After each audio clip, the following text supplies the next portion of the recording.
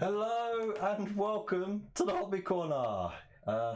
It's me, Kev, just hanging around, and welcome to my humble abode. Hope you're all well.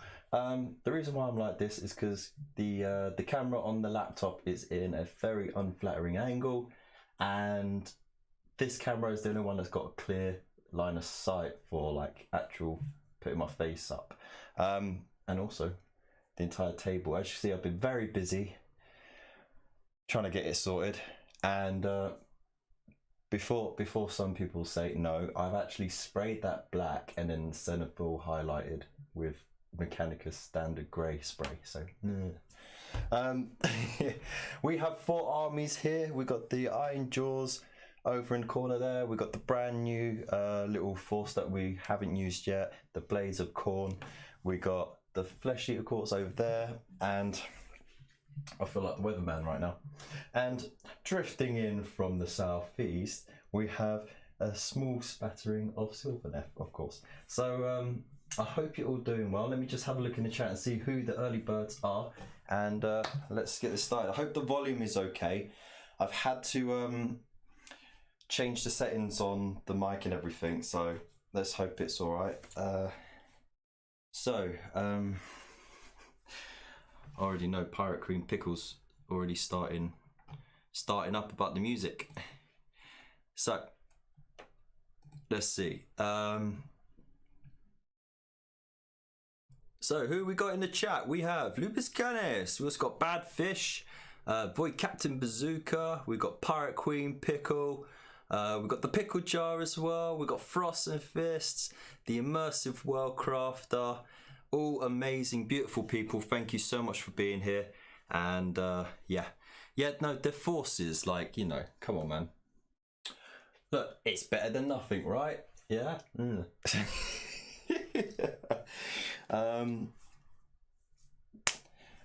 Oh, but how do you know it's southwest? The camera could be flipped. It's not. That is actually southwest, but never mind. You never know. Right, so we still have, we got the famous dice cam as well. It's back in force. So let's have a nosy here. And I haven't recalibrated the double screen thing yet, so I have to move the mouse left to get it on this right hand screen, which is throwing me off a little bit because normally the screen is on the left hand side. But we'll deal with that because I don't want to make the whole thing crash. So let's just have a look at what the board's gonna look like today. So there we go. Woo, fancy. It's such a bargain. It's such a bargain thing, but you know, this is what you do on a budget. Anyways, and if you want to help support the channel and reinvest in it, then there are plenty of ways to do so, like hitting those links to Forbidden Planet for your magazines, going to Element Games for all of your hobby needs, or you can be a member on Buy Me a Coffee and get exclusive perks that memberships give you. So yeah. Right, I know it looks so smooth there, doesn't it? I'm like a weatherman on a thing. 7 watching, only 6 likes. Disgusting. Well, it's a slow start, and it is 9 o'clock on a Monday night, and it's a school night. It really is a school night. So I'm actually blessed that you're all here, so thank you so much for being here. And shall we just dive right in? Yeah, so this is the battle plan. It's called Carnage, okay? It uses the Triumph and Treachery rules from Core 11. I did not find that there. Let me have a look. I looked for that for blooming ages and I couldn't find it. Core 11, yeah? Where are you?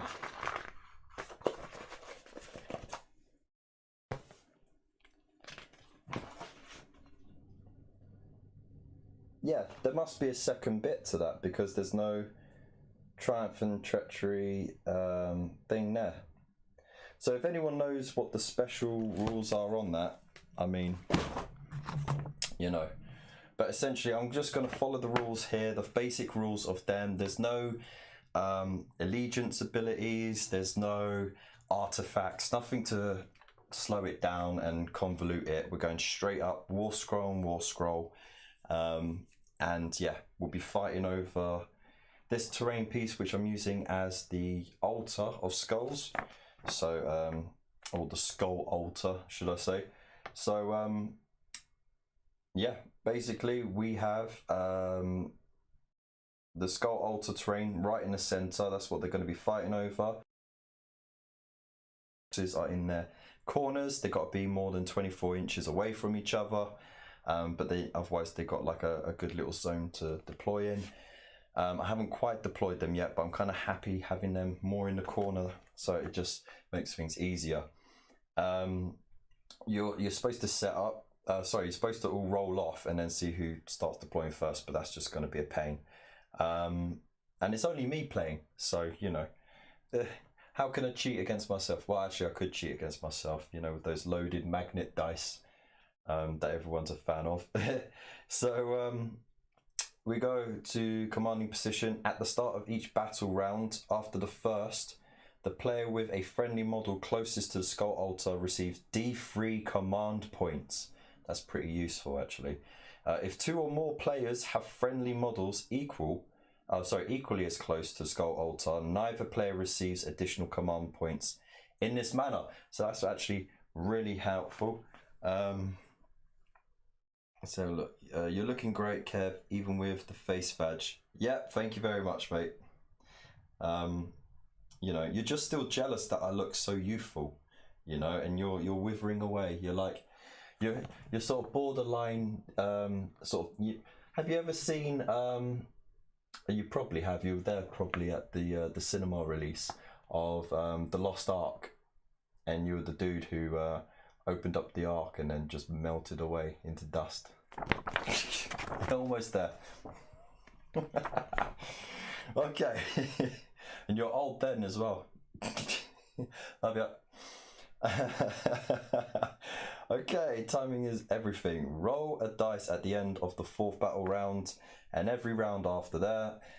If the dice roll is equal to or higher than the battle round number, the battle continues. If not, then it ends. So if it's round 5 and you roll 5 or 6, you carry on. If you roll 4 or less, it's sort of game over.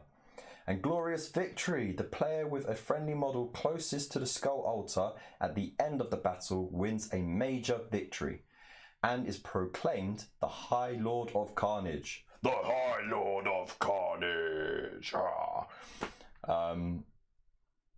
So yeah. If 2 or more players have friendly models equally as close to the skull altar at the end of the battle, these players roll off to determine the winner. They roll off. I don't think so. Not for this game. I think the 2 that are sort of close together. If there happens to be at the end of this game 2 minis that are of equal distance there, they're duking it out to the death. Last man standing. No way we're doing this petty roll off. Pah! And the attacks will be simultaneous as well. No priority. So yeah. Let's do it, man. Welcome to the Thunderdome. No, welcome to the Truffle Dome. Okay, so let's bring it all in, shall we? Love Kev's 80s style TV sports scoreboard. Right? Hey Ray, what's Rook? How you doing, mate? I hope you're well. Thank you for being here. Right, so let's just get into it, shall we? Right, let's get the mood right. So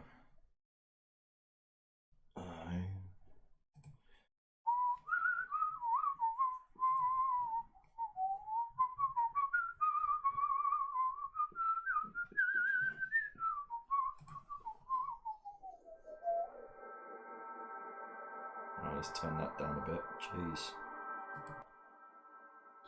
Okay, I hope you can hear me well. Right. The battle for Gorskull Ridge. In the wilds of Akshi, Khorne's armies have constructed an altar to the blood god atop the nexus of arcane power that is Goreskull Ridge. Bright magic flares around, sending gouts of flame into the dawn air. From across Akshi, others have come to claim the Nexus for themselves. Goreskull Ridge looms over Asperia's dry scrubland, its forbidding slopes littered with the bones of the dead, discarded by rampaging demons and blood warriors who value only the skulls of those who had slain. Mounds of skulls were scattered around, piled high in honor of the blood god. The skies above the flat-topped mountain ridge had split open, bathing the skull altar at the peak in stark red light, whilst flames danced across the blackened rocks. Sorry, I'm just getting distracted by the chat now. The Bloodmaster, known as Sarkar, the Wrathful, stood atop the ridge, looking out over the plains below. He tightened his grip on his blade of blood, watching his foes as they clambered towards the peaks of Goreskull Ridge. From the north, ravenous ghouls scurried up the burning slopes, urged on by their abhorrent archregent. To the west, stoic Sylvaneth scrambled towards the peak, their bark blackened by the searing heat, and to the south, Orcs made the descent, billowing war cries as they came. Sarkar's tongue flickered in anticipation of the spilling of blood. Blood warriors raised their weapons, bellowing their battle cries into the red evening sky, and fleshhounds bayed, desperate to feast upon the flesh of their living. Much blood would flow this day. Khorne will be pleased. Oh, there you go. Where's my Oscar? Okay, dokie. So, yes, you shouldn't Google that mythos. Nor should you Google it if you are on a work computer as well. That would be a big mistake. So, yeah, don't do that. Rightio. So, we have got a very jam-packed game. So, we're going to quickly as possible run through the war scrolls of what we're playing up against. As I said, there's going to be no realm rules or terrain rules, just because it slows it down and it complicates it, and it is a four-way battle after all. So we want to just get to the victory as soon as possible. So, yeah.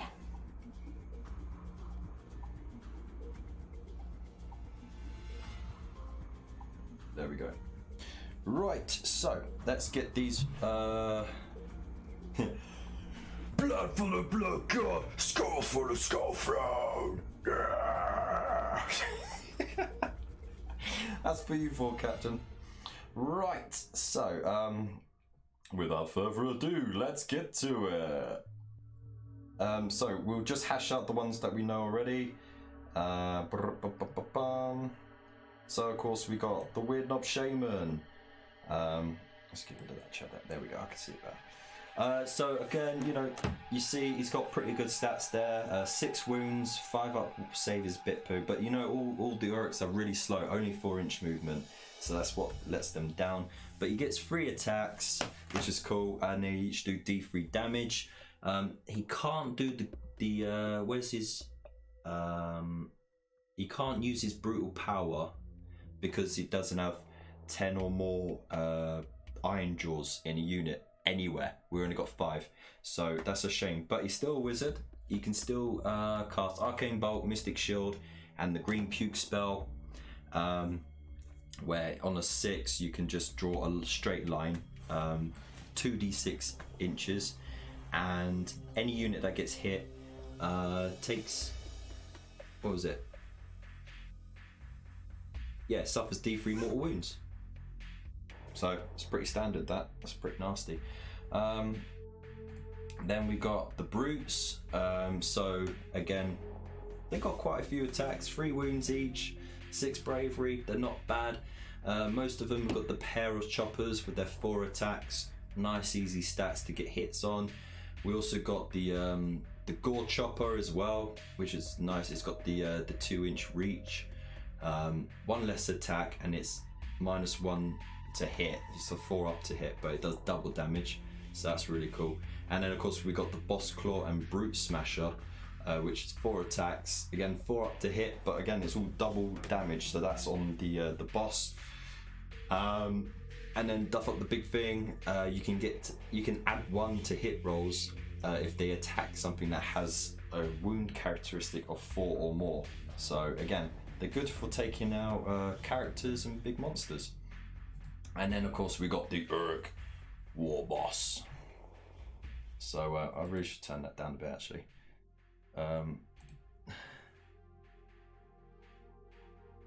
T for the T's made. Okay, so yeah, big dude, 7 wounds, right? But he actually he can steamroll. He accumulates wounds and attacks. It's absolutely crazy. So he starts off with 6 attacks. He's got great stats there, 2 damage. He does rend on it all. He's got the Rip Tooth Fist, so if he makes a save of a 6, he causes a wound to that unit that attacked him. Strength from Victory, that's what I was talking about. If any enemy models were slain by wounds inflicted by the Mega Boss, then you get to add 1 to the wounds characteristic and attack characteristic of the Boss Chopper and Rip Tooth Fist. Notice it doesn't say until the end of the turn, it just says you add it to the characteristic, so it stacks.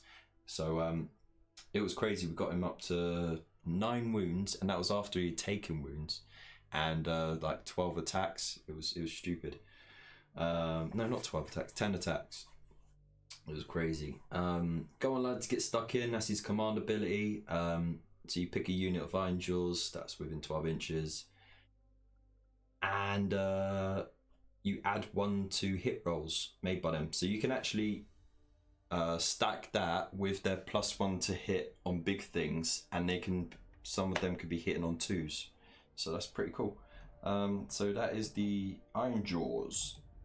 Right. Now the more interesting stuff, yeah. It's also interesting. So we've got the Sylvaneth as well. We've got the Branch Witch over here. So let's just make that a little bit bigger, yeah. Yeah, let's make it bigger. I cannot see it. Okay, there we go. Live on there. Look at that, it's amazing. So good stats, 5 wounds, got some fair amount of attacks and stuff, but where it's a bit real talents lie is in its abilities. So it's got Fury of the Forest, which you can't use. It's got quick tempered, which you can use. That's pretty cool. Add to the attack characteristics if it's taken a wound. So that's pretty cool. And then magic, it's got Arcane Bolt, Mystic Shield, and Unleash Spites. And of course, I think it's cast on a 5. It does a fair amount of doodahs, so it is pretty cool. So I'm just speeding through it because we've got so many to go through. So there you go. Spite Revenants, only 1 wound, but 3 attacks. So the little glass hammers, and they've got their nice little special rule there as well. So they're pretty tough as it goes. Subtract 1 from bravery of enemy units that are within 3 inches of them. And re-roll successful battle shock tests. So that might actually do some hefty damage in this game, especially against units like the Blood Warriors, who have a very low bravery stat. And then the Dryka Hamadreth, which is like got the most ridiculously large war scroll ever. It's so we're not going to go through that, but basically it hits tons, it shoots tons, it can buff itself to have more wigglies or more scrigglies come at you. Either way, it's bloody well dirty, and the more wounds it takes, the worse off it gets. And it's got its own special magic to cast, which is Primal Terror, So you roll 2d6 after casting on a 6, and each enemy unit within 10 inches with, what was that, with bravery characteristics, I can't, lower than this roll. Oh, okay. Okay, so you roll 2 dice, see if they got lower bravery characteristics, and then you take d3 mortal wounds. Dirt, absolute dirt. So yeah, I'm gonna have to swap screens on where I got this actually. Let's get that over here. There we go. Right, get that there. Ah, there we go. I can see so much better now. That's amazing. But now I'm so that's the Sylvaneth. Let's just scroll up, pop them away. Okay, so now we got the Flesh Eater Courts. So by now you should know how they work. You got the Flayers, you know, that just absolute disgusting. They got the Death Scream, which is pretty cool, but most of the time you don't get to use it because you're too busy running into or charging into combat. But the Skewering Strike is pretty nasty. Hit rolls of 6 is an automatic wound, and then you carry on rolling for wounds after that, so it's pretty nasty. And they got a lot of attacks as well, 4 attacks, but then you can stack it with special rules from the Aberrant. These chaps are pretty cool as well. Again, you can stack quite a few attacks on them if you're clever. Add 1 to the attacks for the sharpened teeth thing if they have 20 or more, so as long as you don't take any casualties, that unit of 20 will be attacking with 3 attacks each, 4 attacks for the unit champ on the charge, you know, if they attack first and don't take any wounds. So that's pretty damn cool. And then of course you got Royal Approval, so they can reroll hit rolls of 1 if the Aberrant is close by. And then the Aberrant himself, 7 wounds. He's got 7 attacks, nice easy hits and wounds. He's got the Imperial Blood, so in the hero phase he can heal up to 3 wounds that he's taken. So, you know, he's tough to kill. He's a wizard, so he's got Arcane Bolt, Mystic Shield, and Furious Hunger. And he can give his a Flesh Eater Court unit within 24 inches, D3 attacks. And we've seen what that can do. Like, if you can get that on a unit of ghouls, it'll just chew up anything. And if you can get that on, again, the crit flayers, it's absolutely disgusting, especially with the 6s doing automatic mortal wounds. So that's pretty nasty. And then of course he's got the command ability where you can summon one of the destroyed units back. So yeah, can't go wrong. Then we got the Blades of Khorne. So this is stuff we haven't used yet. Sorry, Han, I know you were relaxing. Is there any chance you could pass me a drink, please? Because I've got so many wires around me. I'm gonna drink. Thank you. So everyone give a wave and a hello to Han. She's absolutely exhausted from having a long day back at work. So she's just chilling out on the sofa, which is the only space in the front room that's available. I'll have the tea first and then I can finish the beer later. Because I'm hardcore. Thank you. There we go, got my bin juice. Oh, that's so much better. That is by far the best tea you've made so far. Thanks, I think. Okay, so Blood Warriors, 2 wounds, 5-inch move, 4 up save, 6 bravery. They get 2 attacks with the Gore Axes. I gave them all Gore Axes and Gore Fists, and I'll explain in a minute. So instead of giving them the 2 Gore Axes, so it's 2 attacks, 3's hit, 4's to wound, 1 damage. The Gore Glaive, which is the big 2-handed thing, you can take one of those in a unit of 10. Again, 2 attacks, 3's to hit, 3's to wound, -1 rend, and 2 damage. Very good. The Chaos Champion gets an extra attack. The Icon Bearer adds 1 to the bravery stat of the unit while he's still alive. And they got the abilities no respite. So if any minis are slain in that unit, they get to do a free pile-in and attack before they're taken away. How hardcore is that? So even if they don't attack first, like it, but you would want them to attack first, so then it's effectively to get 2 attacks, you know, like at full strength. But even if you don't get to, they still get to attack before they die. So that's pretty cool. Again, look, as I said, like you can, if you go for a pair of Gore Axes, you get the reroll ones to hit, but I didn't do that. I went for the Gore Fist. So if you make a save of a 6 up, you actually do a mortal wound. So yay! Blood for the blood god, yeah! We have Flesh Hounds, 8-inch move, 2 wounds, 10 bravery, 5 up save. I don't know what the points are on Flesh Hounds and Blood Warriors, but I would say Flesh Hounds are much more worth their points than Blood Warriors. But we'll get into it. So the Gorehound that runs the pack gets the Burning Roar ability, which is a missile weapon. It's an 8-inch range, 1 attack, 2 to hit, 4 to wound, does 1 damage. That's cool. So it can melt someone's face off just for lols.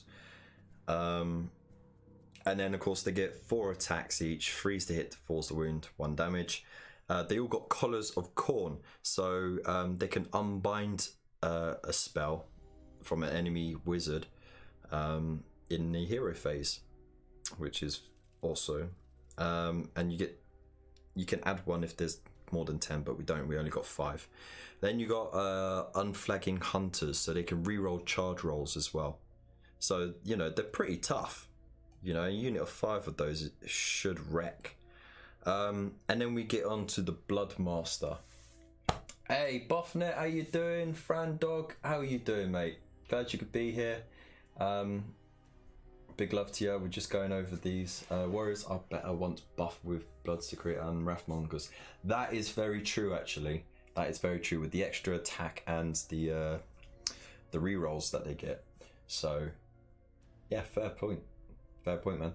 So, yeah, if you join the chat, don't forget to throw in a comment, throw a like, subscribe if you haven't already. Big love to you all.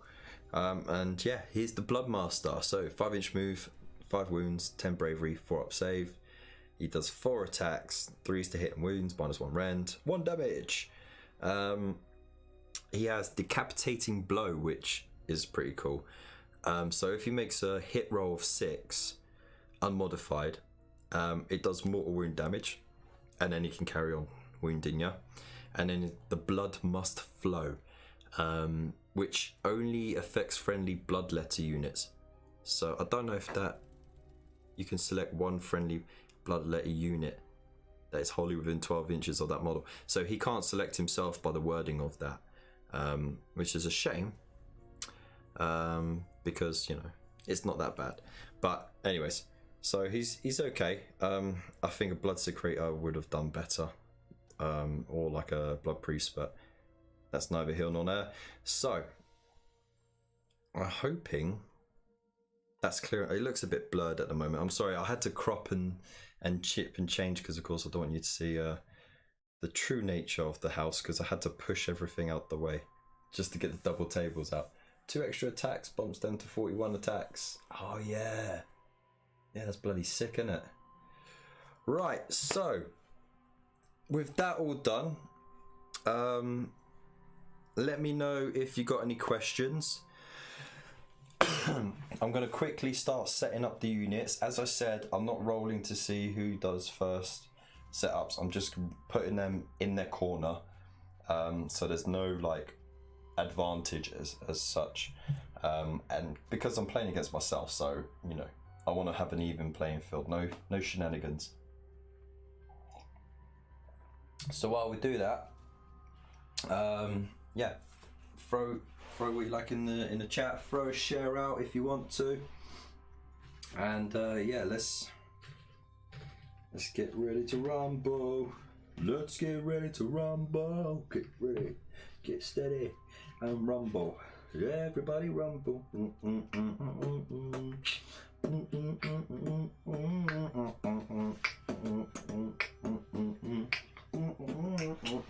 Sorry.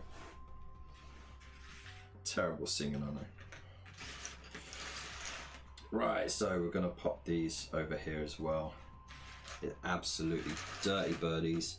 We have the Aberrant at the back because that's where he does best. So, also, if anyone actually knows the rules to Triumph and Treachery, like, you know, like the bonuses that you get for the game in regards to the victory points, throw them in the chat for me, please, because I can't find the page. I think it's in one of the later issues and I don't have it. And I know I'm playing the previous edition, but this is the last game I'm playing in that edition. So the rules might have changed slightly in this edition, but I just want to get out of this edition with a bang. So if you know in the chat, just let me know what the victory points, like, you know, is there like first blood? Do you get victory points for so many wounds caused? Let me know in the chat. And yeah, I'll get this lot blooming deployed. 20 ghouls. I really should put them on a tray.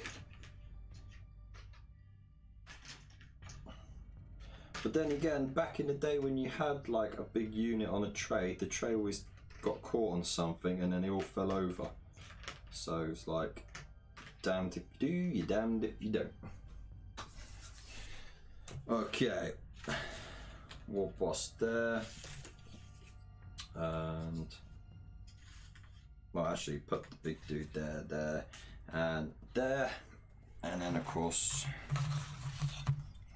we've got the bloodhounds over there. That dude is there.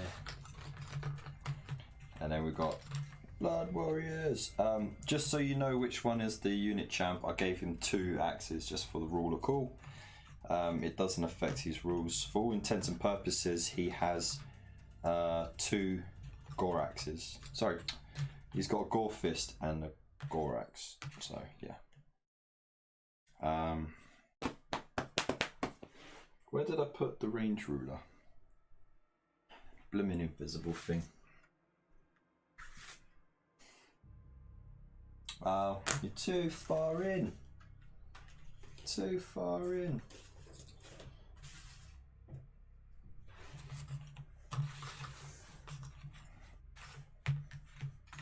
So they're way too eager, that's why.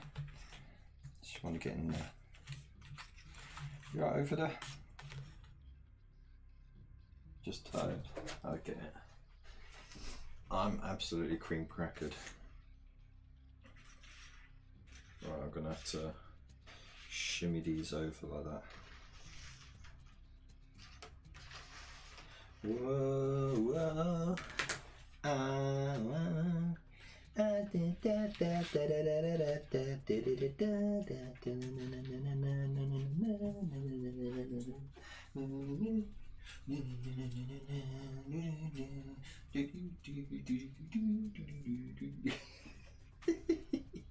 Shaking my ass on camera. Okie dokie. Right, so what we got here in the chat. Alright, the scoring in the new edition is kind of confusing you. Ah, crap. Right, so let's see. Terrible Song 2. Okay. Watch us wreck it, wreck the mic. Watch. Oh, for Christ's sake. Watch us wreck the mic, watch us wreck the mic, watch us wreck the mic. Psych! Let's get ready to rumble. Alright, the score in a new edition, yeah. Put the tray on wheels. Like, just move them out under the models. Fair enough. A Hoscat. Your champion has +1 attack, don't forget. Yeah, all the champs have +1 attack. Except for the bloodhounds. That one doesn't get the +1 attack, it gets the the face melting fire breathing thing. I think everything else, yeah, gets the extra attack. Very big in Germany. Excellent. Hey, Lupus Candice is back. How you doing, man? Glad you're here. So no one knows about the extra rules on that? No? Okay, never mind. Okie dokie.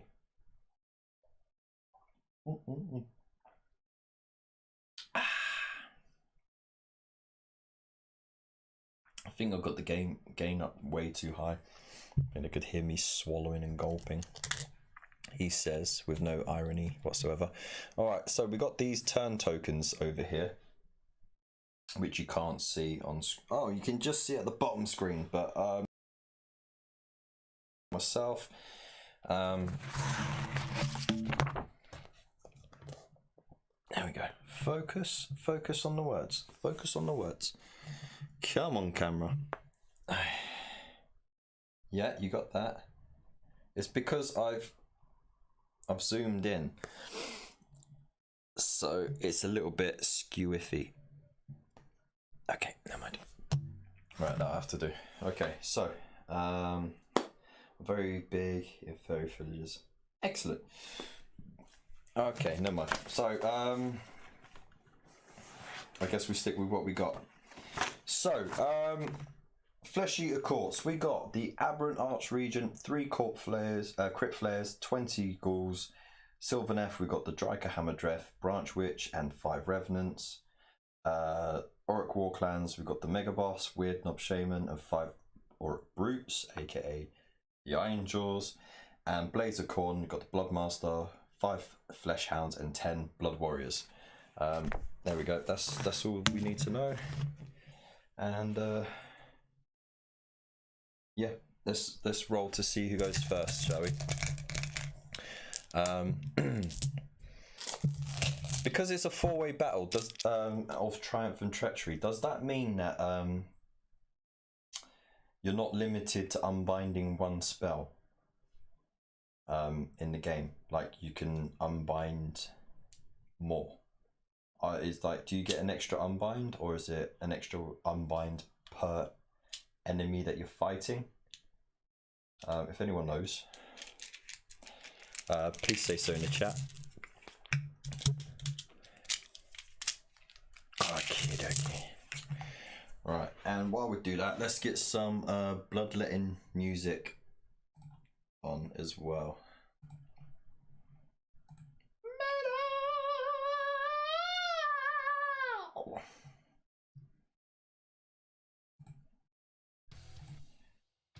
Right, okie dokie. So I've only got 3 different coloured dice, which is a pain. So we'll have to just make do as we do. So I'll roll a separate dice for the other thing, but we'll do, what should we do? We'll do green for Orcs, the beige for the Sylvaneth, and the white for the Flesh Eater Courts, and then I'll roll for the Khorne dudes afterwards. Okay, so that's what they get, and this is for the Khorne guys. They're all 5, so it goes Sylvaneth, Orcs, and thingies have to roll off. Oh, that's a cock dice. Oh, come on. There we go. Okay, so so it went, jeez, Sylvaneth, Orcs, Flesh Eater Courts, no, Khorne Flesh Eater Courts. Or did I just roll off for, oh no. Sylvaneth, Flesh Eater Courts, Khorne, Orcs. That was it. Christ, it's bloody. And I just spoke right into. I'm sorry for everyone's ears. Like, could I be any closer to the mic if I tried to be? Who knows? Right, yo. So, with that in mind,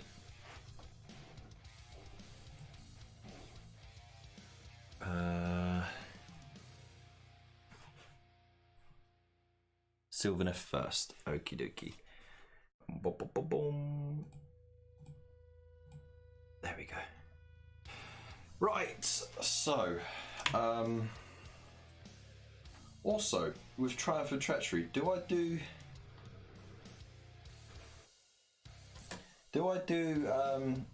like all the hero phases, all of the movement, all of the shooting, all of the charges, and then all of the things, or do I do the individual attack, like individual turns in that order? Someone help me, please. Please help me. I have no idea what I'm doing. And more reason to subscribe. And yes, my ear's still working. Okay, that's cool. While we answer that question, I'm gonna just grab the war scroll for those duty dudes.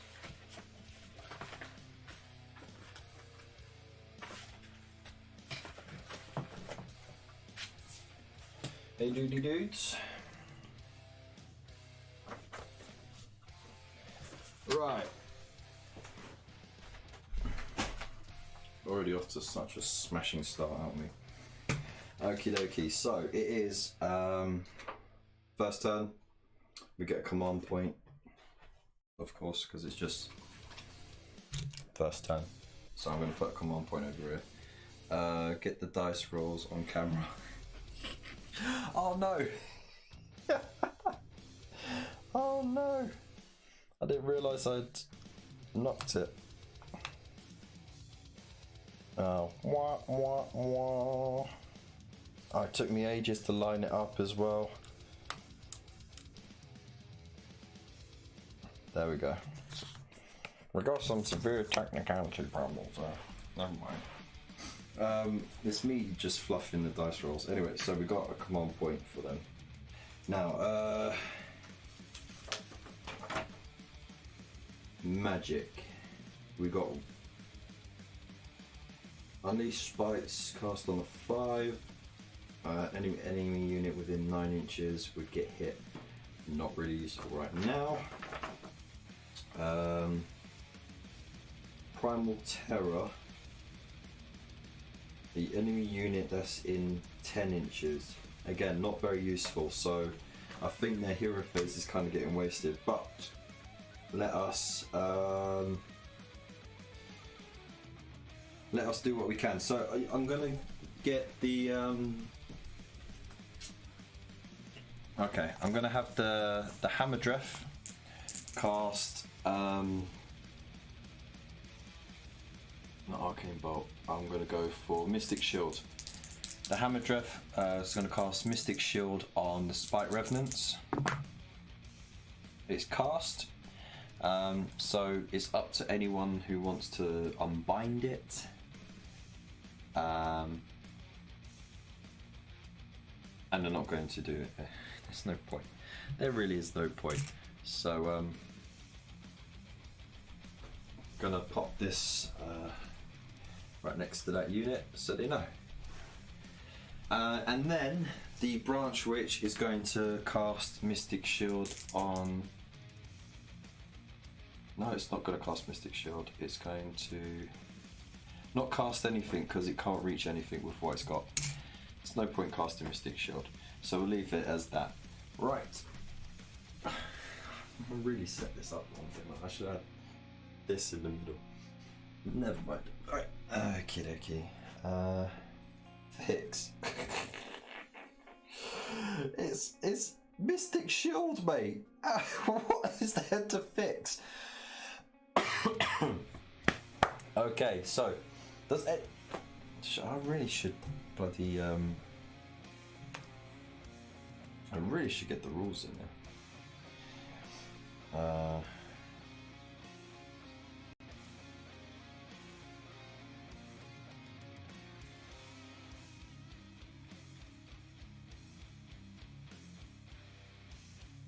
Treachery.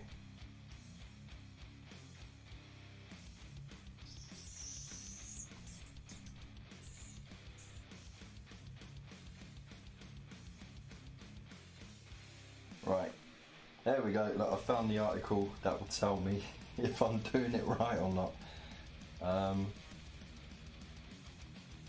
By the way, how's the music going?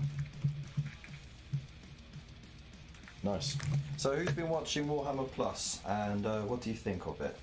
I haven't subscribed to it yet, just because, you know, I've got other things going on, and, you know, like, I'm not in too much of a rush for it either. I was kind of excited for it, but, you know, like, the trigger finger sort of thing is sort of gone. No, that's not what I was looking for. There we go. Let's see if this will do it. The annoying thing is, I just recently sold the General's Handbook that had the rules in it, and it had the Triumph and Treachery cards. You know what I mean? Like,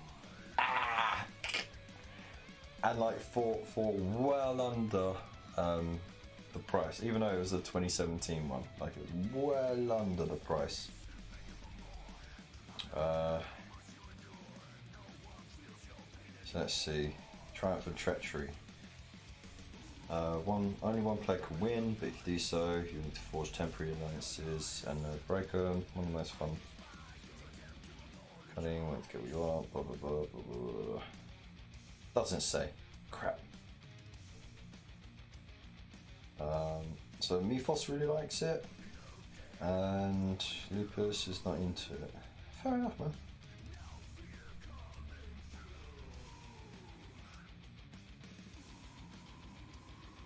Ah, dear. Excuse you. You're lucky that there's filters on the mic, yeah.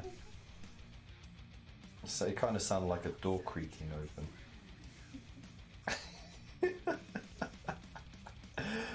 Right.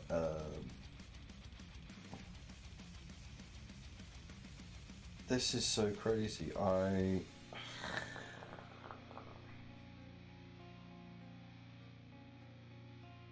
You know what, forget it. Let's just straight up smash each other's faces in. This is getting more complicated than it needs to be. Let's do it! I'm gonna do it as they just do their turn, and like we'll go on to it from there. So, movement. Let's get this on. I'm gonna move away from these chaps because they've got a lot of stuff going on there. I don't want to get hit by it. So, you know, judge if you want, but no, I don't care. Right, so we'll get the hammer draft round here. How far did the branch witch go? 7. Okay, you go up to there. And then the revenants, a small 5-inch move, but it's fine because it gets them out of dodge. You still got your thing. Shooting wise, you have got a range thing on the colony of Flitter Furies. Right.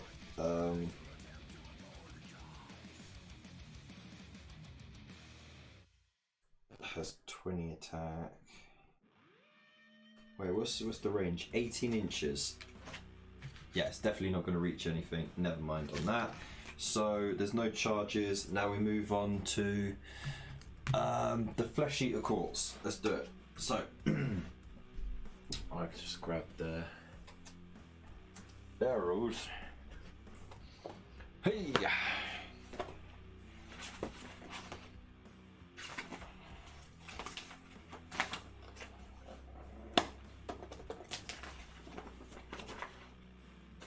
Oh. Are you busy on your phone? Never mind. That's okay. No, it's fine, what? I was going to say, could you just pop in on the chat now and then just keep on, but I'm not neglecting it. Just once in a blue bit. What do I just say? Don't have to say anything, just if there's beef. How do I do it? Okay. Like, literally on that brain dead right now. Go on my YouTube channel and we'll type in the hobby corner and then you'll see that I'm doing a live stream. Okay, so they get a command point, of course. Cha-ching! 3 for them to use. The Archregent is the only one that can cast anything. He's going to cast Furious Hunger. Try it, then try. Can't say that. Treachery. Treachery. Okay.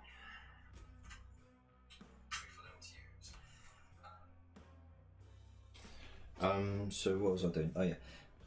Furious Hunger, pick a friendly fleshy occult unit, roll D3, that's how many attacks they get.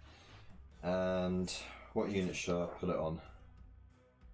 Ooh, crit flares could actually... Got a 12-inch move.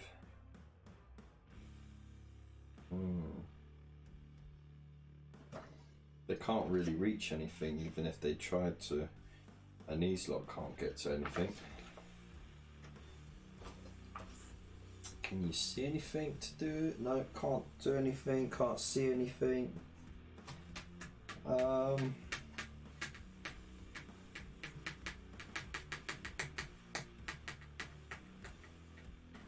You know what, I'm gonna this sounds so lame, but Mystic Shield again, and I'm gonna cast this on the big old unit of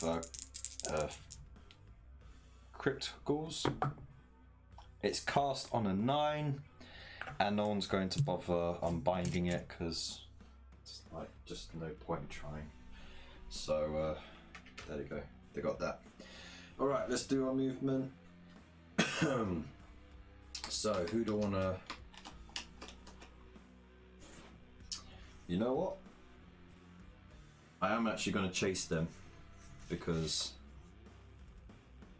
my idea with these lot is to pin them against the Khorne, but at the same time move towards the altar. So yeah, I'm going to leave the Orcs well alone. So we've got a 6-inch move here.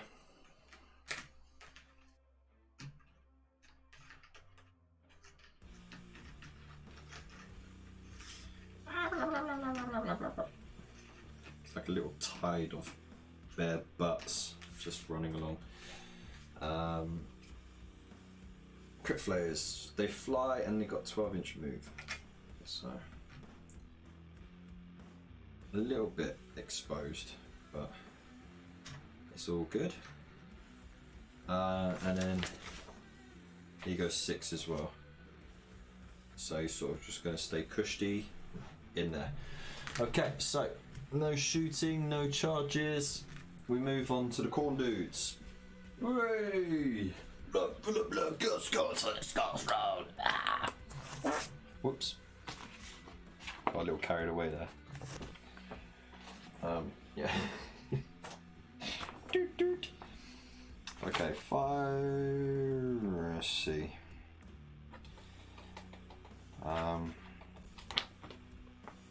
He can't cast anything. They can't cast anything. They don't cast anything because they're not bloody wizards. So they can unbind stuff, but that's it. Alright, Flesh Hounds. Now, knowing what the Flesh Eater Courts are up to, I'm going to change tack. I'm not going to allow them to pin them. Because even though it'd be like easy kills, they'd be on me as well. Can I just say something to them? Yeah.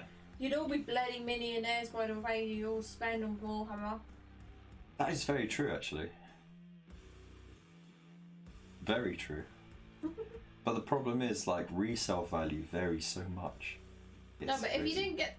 I'm glad you guys have the hobby, all of you. But if you didn't get it in the first place and you had saved the money instead, you'd all be millionaires. Like, literally, you'd be living in mansions. That's how much you guys spend on it. We'd literally be Del Boy Rodney, you know. Yeah.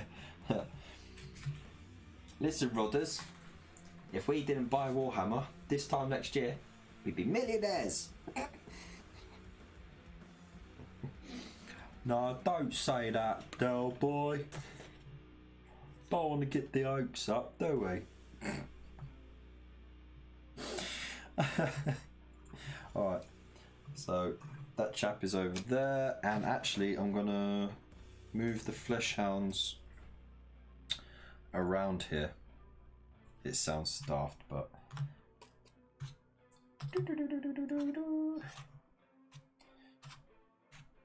there we go. Right,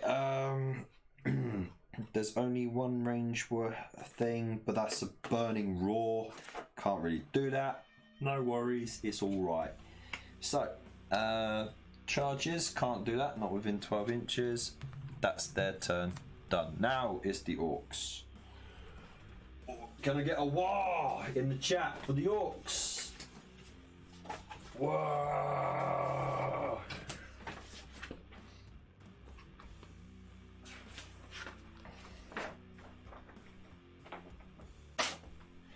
All right, let's do it. So, Mega Boss. Oh yeah, I forgot. You get a command point.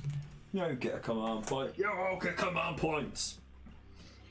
Right, we have the Mega Boss. He can do what? Command ability at the start of the combat phase. That's not going to help right now.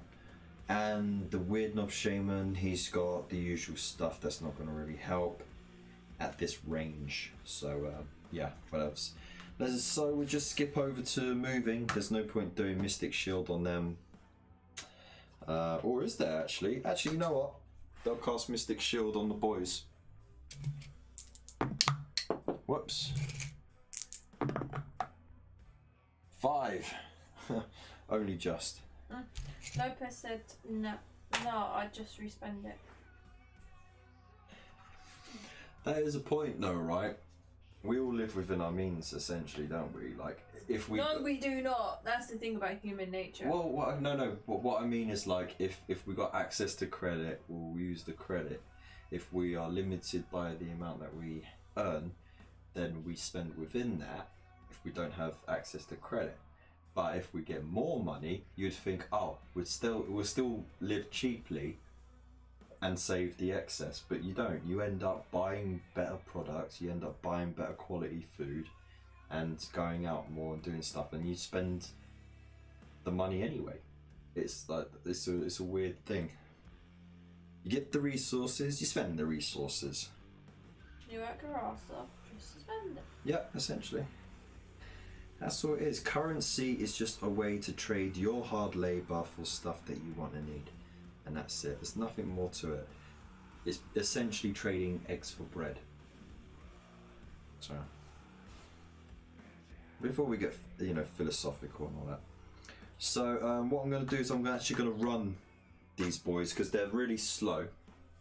And at 4-inch movement, can you imagine 1, 2, 3, 4? They're not even going to get to the altar. By the end of turn 4 if they don't run. So I'm gonna have the boys run. Let's roll the green dice. So this is for the boys. So they go an extra 3 inches. I'll roll this for the Mega Boss. Goes an extra 5. And the Weird Knob Shaymin. An extra 4. Okay, cool. There we go. So that means they go 7. Whoa.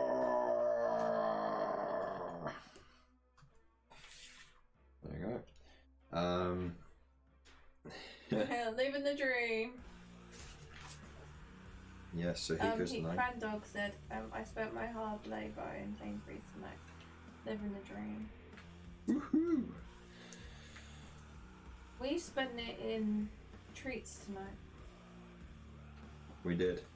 We did. We went to the German kebab place. The German doner kebab. My mum treated us, so.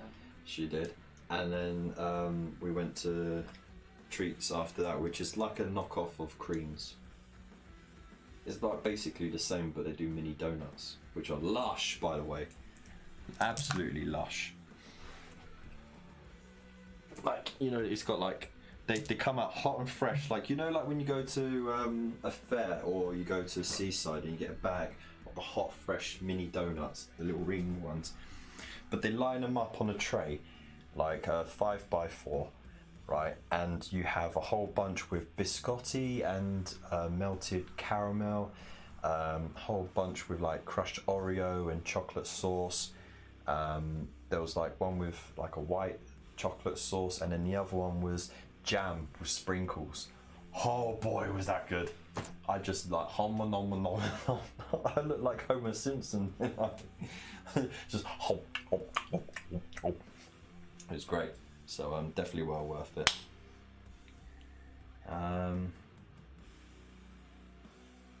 Can't afford another bill. Yeah, I know how you feel, Void Captain. I know how you feel. Yeah, but though, I mean, like, I'd say give it till Christmas. There'll be enough content on it to like get rid of Netflix for a bit. Because Netflix has actually gone up and up, hasn't it? It's like nearly a tenner now.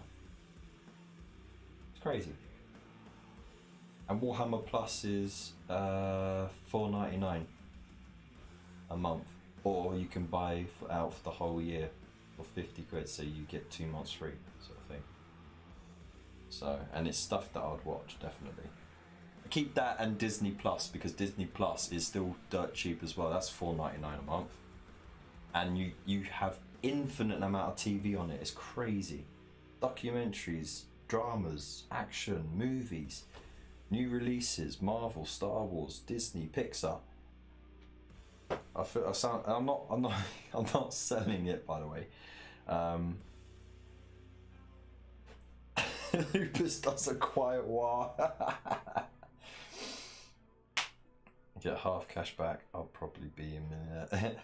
Okay, so that's it. Because they ran, they can't do any shooting or charges. That's the end of that. So now we move on to tattoo. No one's caused any wounds. No one's taken anything. There are no victory points given at this moment. So and you know what? I'm getting rid of this turn counter. Actually, I don't really need it because I've got the little turn counter at the bottom. So bye bye. So now we're going to do the turn 2. Alright, turn 2, and we need to do a roll off. So just to remind me, you know what? I'm gonna put that there. I'm gonna put that there. That there. Okay, so rolling these and the cream one for them. I really need to get some red dice for them. I probably have some somewhere. Anyway, so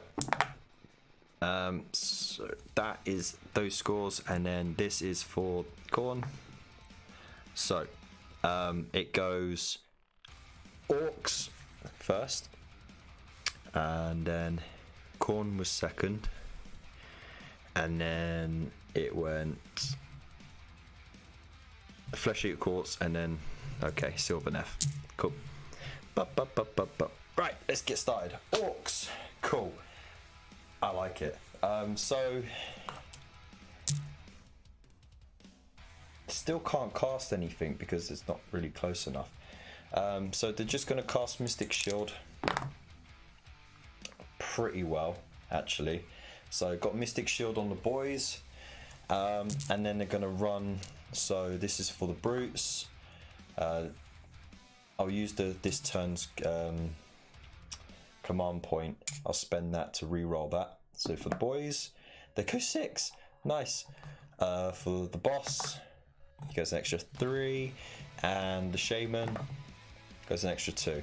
Okay. Cool. Right.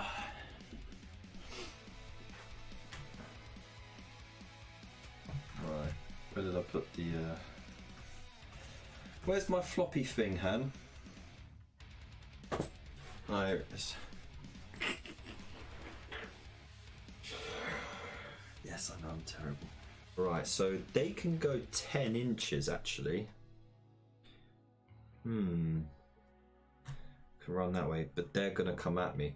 So I'm gonna use that to sort of set myself up. Yeah.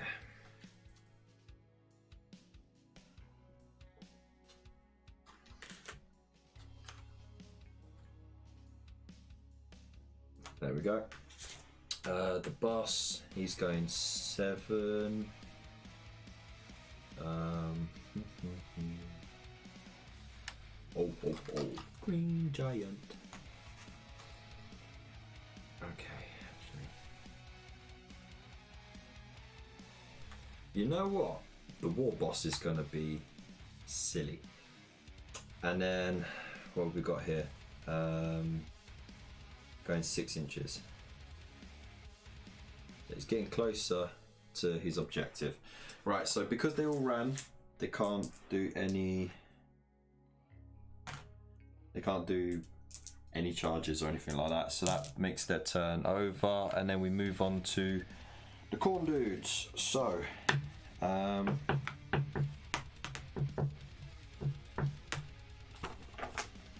what have we got? Nothing really.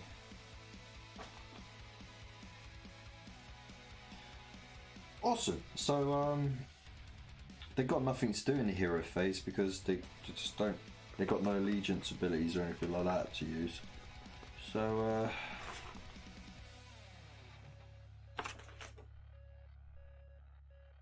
okay, let's do it. 5 inch, 8 inch, 5 inch. Right. Oops. So they can get quite close actually. But let's see, one. So 1, 2, 3. That's how far. That's how close they can get.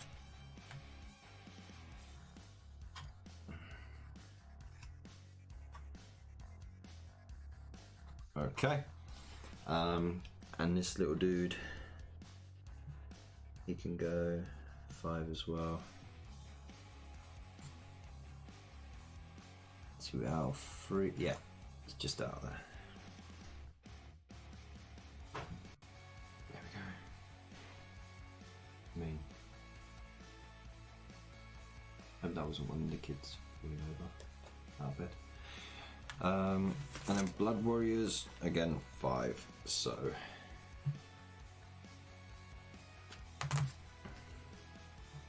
I mean it just makes sense for the Khorne dudes to want to go for a ruck, and against the Orcs as well, no less, because you know, who else are you going to ruck with? Forgot to give them that command point. Right, so have we got any shooting? We do have some shooting. We got the burning roar from the Fleshhounds. Yeah, boy. So it's an 8-inch range attack. 8 inches range. Yeah. Okay. So it's definitely going to shoot it at the boys there. What was it? 2+ to hit. Sweet. Oh, it just hits. Okay. And then 4s to wound. Wow, what a dud dice. Oh, that was rubbish. Never mind. All that excitement for nothing, right? So let's just get on to the charges. They're going to charge, and they're going to charge, and they're going to charge. So I'll start with the Bloodletter dude first. So that's 7. So he's smashing it right in there. Phrasing and all. Then the Hounds. Oops. Easily in. Yum, yum, yum. Gonna chew your face off. Nom, nom, nom. Gonna chew your face off. Yeah. And then.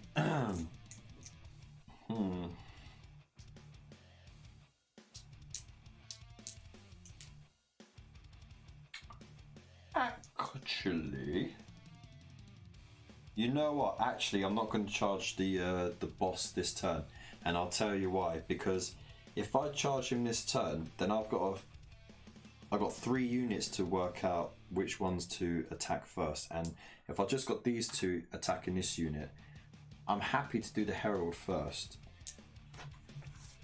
and then the Fleshhounds. Or even do the Fleshhounds first and then do the Herald, actually. So yeah, I'm actually not going to charge these lot. No point. So let's get into combat. Before we do that, let's just have a quick look at the chat. Hope you're doing right. Hope you're doing well. What we got? I spent my hard labour in Sainsbury's tonight. Oh, cool. So, yeah. How do you think this combat's going to end? I have no idea. This is kind of where like I need that third camera that I can just move around the board. I really need to get like a proper PC because the laptop can't handle it. And yeah, I'll be able to do like super zoom. Right, so let's start with the bloodhounds, the flesh hounds, sorry. So they get 4 attacks each, and there's 5 of them. That's pretty nasty. So that's 20 attacks. We don't need those ordnance dice. That shows their age, doesn't it? 4, 8, 12, 16, 24. No, sorry, just 20. Counted it in front of you, so I'm not cheating. Alright. Get any bonuses for being near you?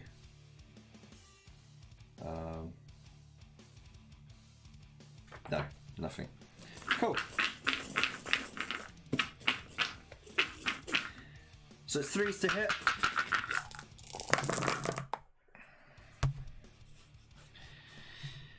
So we'll get rid of these. Oh, no, that was a 2 that rolled over.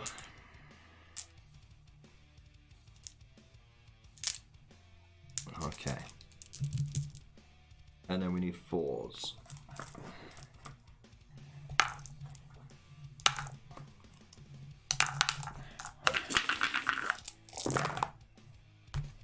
So that's a pretty good turnout. So we've got 2, 4, 6, 8, 9. That's pretty good. So that's 9 armor saves for the orcs. 6, 9. There's no minuses whatsoever. No thing. So they get 4 up armor save.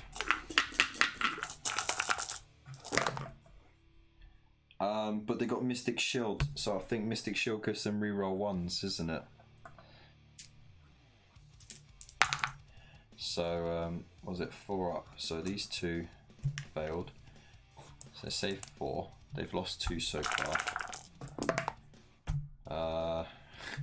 So they lose 5 in total. Okay. So, that's 1 dead and 1 on 1 wound. Like so. Okay. They get their attacks now, so we need to split those attacks. Right. First we do piling. Get the big chopper in there. We do the pair of brute choppers first. We got 2 of those dudes left. 4 attacks each, so that's 8 attacks of those. 4, 8. What's the wound characteristics? 2. Okay, so they don't get that.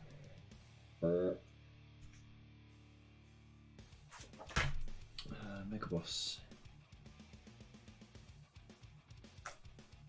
Oh, actually, I'm going to use the get stuck in lads from the mega boss because it's in the combat phase. It does say whose combat phase. Add 1 to the hit rolls of the attacks. So yeah, I'm going to use the command ability to buff them. So they get +1 to hit, meaning these brute choppers are going to hit on a 3 rather than, oh, sorry, they're going to hit on a 2 rather than a 3.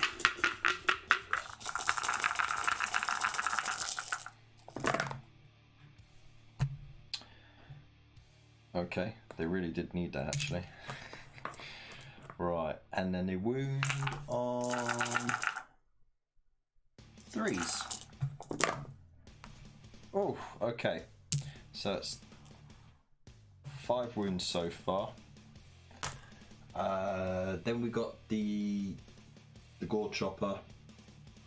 So that's 3 attacks. It's got the +1 to hit, so it's hitting on 3s instead of 4s. Yeek. wounding on 3s. It wounds. Need to save that separately because it does double damage. And then the boss claw. He's hitting on 3s instead of 4s. He's got 4 attacks. Yeah, 4 attacks. All hit. 3s to wound. Nice. Okay, and these are 2 damage as well. So I can lumber that with the other one because they're 2 damage. So we got 5 armor saves from the regular -1 stuff. Gives them 6 up save. And these do only 1 damage. Oh, bloody hell. So, ouch. That's 2. And 1-on-1.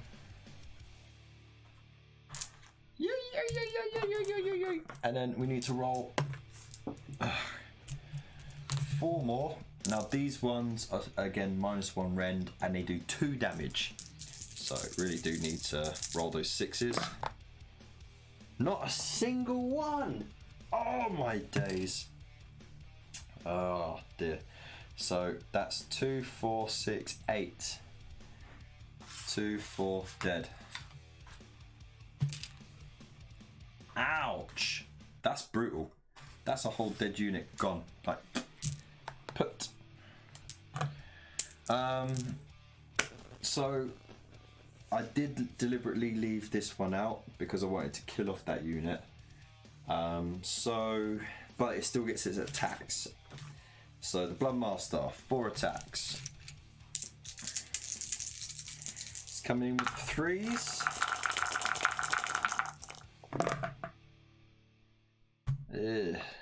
Not a single 6. What's up with these dice?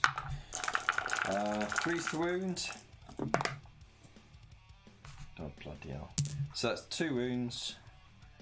And that's on hit rolls, isn't it? No. So 2 armor saves at -1 rend gives them 5 up armor saves, and they still got the mystic shield as well. Oh my days! What? I'm definitely going to get accused of having fixed dice now. That is atrocious. Though to be fair, I haven't used these cream dice in so long. They've probably got no energy in them. So, ow. Let's work that out. So that's a dead unit, so that's not going to affect bravery.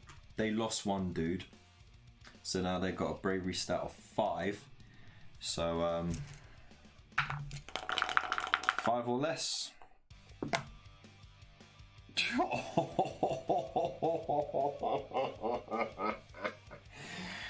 War indeed. They don't run away. Lovely.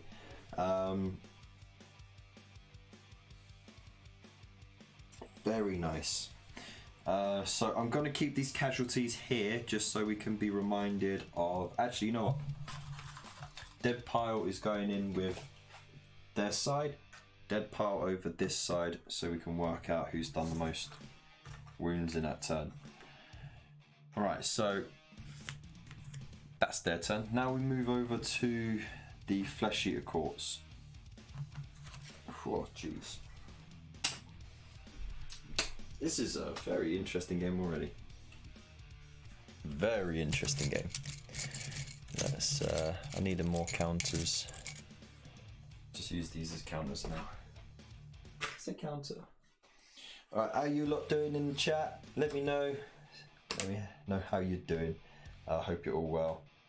How's the music going? Is it still going?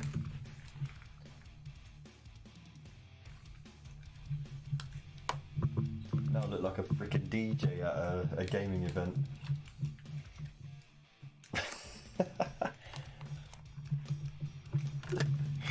Crikey. Alright, so Flesh Eater Courts are up now. What did you lot think about the charge being bounced off those brutes? I mean, they're only 5 brutes, but they absolutely smashed those hounds. But the lack of rolls of 6s for the hounds really let them down. And that's my opinion. Alright, so let's do it. Ferocious Hunger. Gonna cast it. Because I'm an absolute nutter.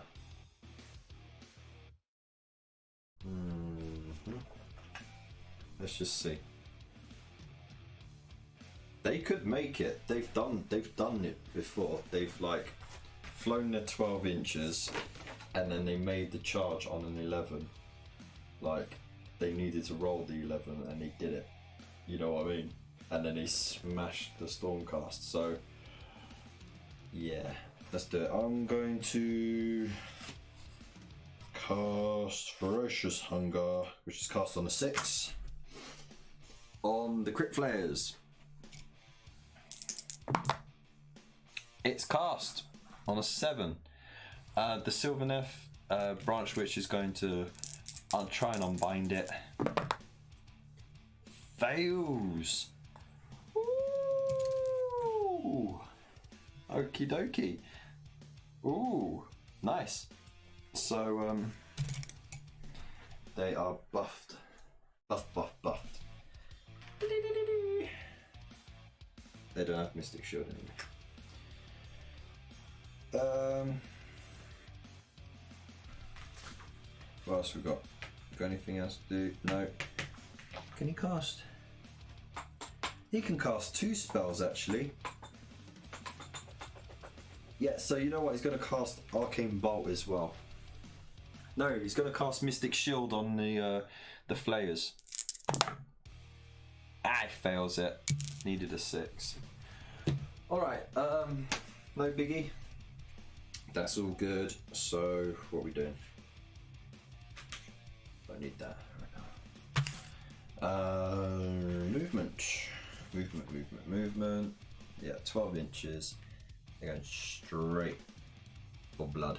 And the great thing is they do have that fly rule, so they're not impeded by the terrain. Boom. Easy street. Should I run those little dudes?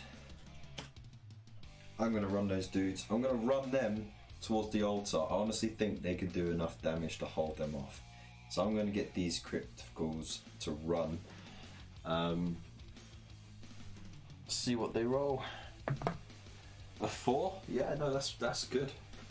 They got movement 6, which gives them a 10-inch run.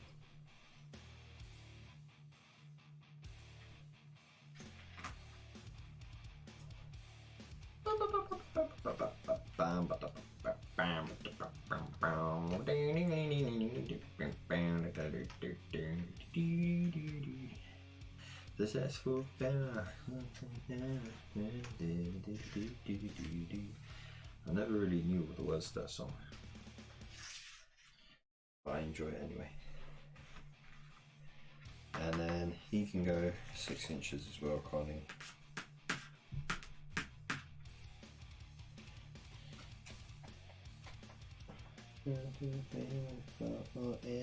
Paying the price of living life at the limit. Okay, he can move 6 inches and he can go through that gate and just snake his way through straight to the center, like so. There you go, he's nice and cush now and he's right where he belongs. Right, shooting. Death Scream. No! Can actually get. Huh? That's a pain. You're dying. Yeah, just have some water and go to bed. Take some paracetamol or something. Okay, so what was it? Roll 2d6, subtract 2 if the target unit is more than 3 inches away. It is. The result is higher than the target's bravery characteristic. The target unit suffers a number of mortal wounds equal to the difference between its bravery characteristic. Okay, so I'm going to roll those 2d6 at those spite revenants. Wow, so yeah, it's not going to do anything. That was rubbish. Absolutely pointless, but never mind. We are going to move into charges. So, the crit ghouls, the crit flares are going to charge. And I'm going to use a command point to re-roll that, because that stunk. Aye! Jeez, I want that dice back. A 7. A 7. Is it enough? It is. Get some half an inch in. Way, as they say. Yeah. Yeah, I can pop it on after done, yeah. No worries. So, okay, let's get into combat. So, you know, if they pile in. Boop, boop, boop, boop. Oh. There we go. When I did the Ferocious Hunger, actually, I didn't roll to see how many attacks they got, because I have to roll D3. I just showed that they were buff, wasn't it? So, yeah, I need to change the batteries and the magnets, mate. Just painting some beast snuggers, love it. Also worked by the big beefy orcs. Wow, yeah, they're disgusting. So how many extra attacks do they have? 1. Ah, that's enough. Not greedy. So they get bloody loads of attacks anyway.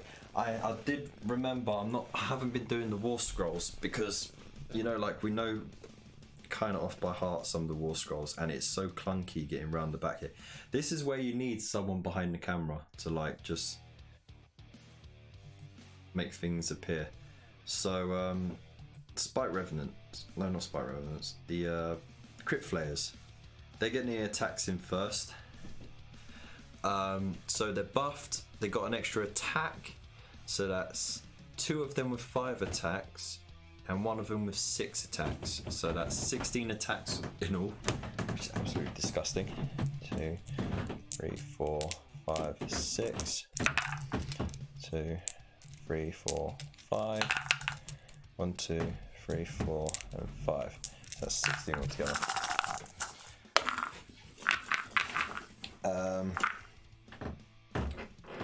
They're not anywhere near the aberrant, so they're not going to get any buffs from that. But that's okay. Remember, on the roll to hit, if they roll any 6s, that's an instant mortal wound. So let's see if we can wipe out the unit without actually doing any wounds to... Sorry, rolls to wound, yeah? Okay. 4s to hit. Magnets go brrrr. Oh my days. Oh, you couldn't make it up. Jesus. Yeah, I'm gonna get a lot of flack for that. I heard that's 1, 2, 3, 4, and of course, Spike Revenants only got 1 wound each, haven't they? Yeah, 1 wound each. Oh dear.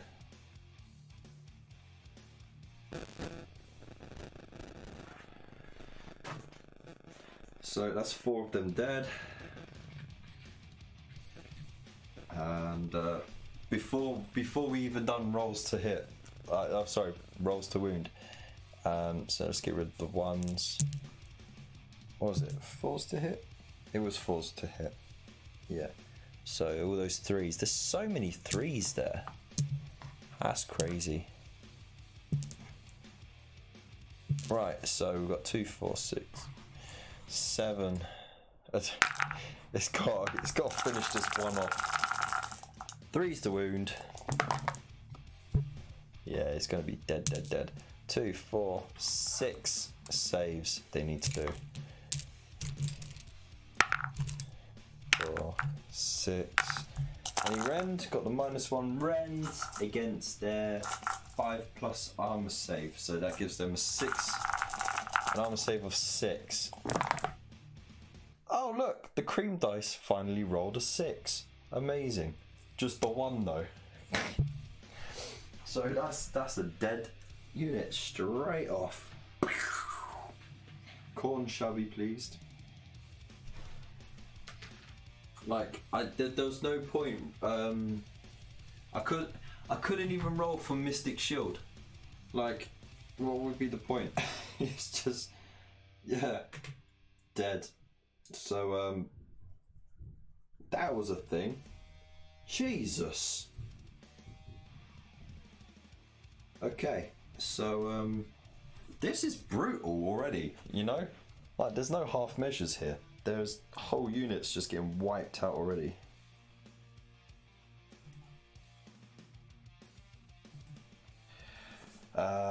So let's move this screen out of the way a little bit, just so you lot can see where exactly. So the branch witch is just there, and the hammerdreth is just there. So you know what? I honestly think it's the blooming screen that's messing with the camera as well. Pop that down there. Get that out of the way.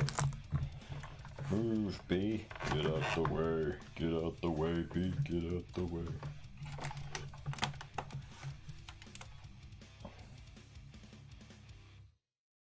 It's actually a bit better. Cool. Right, the boy captain with the electric dice. Yeah, I know. Bugger off.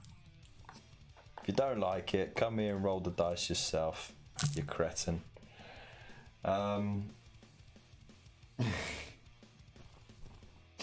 You know what? I would have like a screen capture of someone just doing, you know, like one of those free online dice rolling programs, and like just watch the RNG just screw the game over like crazy amounts.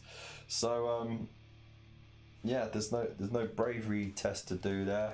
So they just wiped out a whole unit of Spite Revenants, and that's it. That's the end of that turn for them.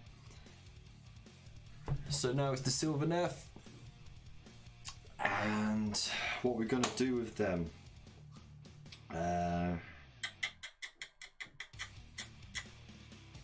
We just got the hammerdreth and the branch witch. So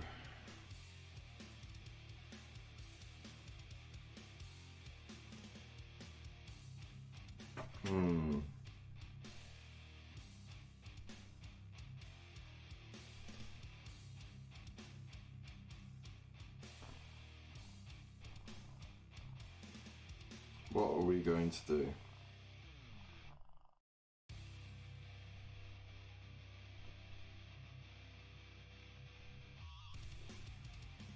Alright, I'm going to give the Draga Hammerdreth the because it's got the mercurial aspect. So let's just pop this up. The Hammerdreth. There it is. So, oh no. Whoops, that's wrong. Not that one. Okay, so it has the, at the beginning of the battle round I have to do that, so I should have really done it, you know, before, but it doesn't matter. It's gonna have the embittered mercurial aspect rather than the enraged. The Flit of Furies, having that many attacks is cool and all,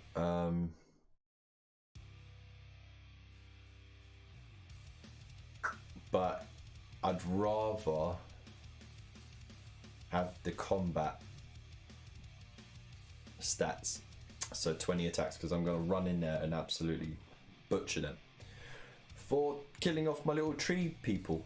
So yeah, it's going to be embittered, so I'm going to give it that so we remember.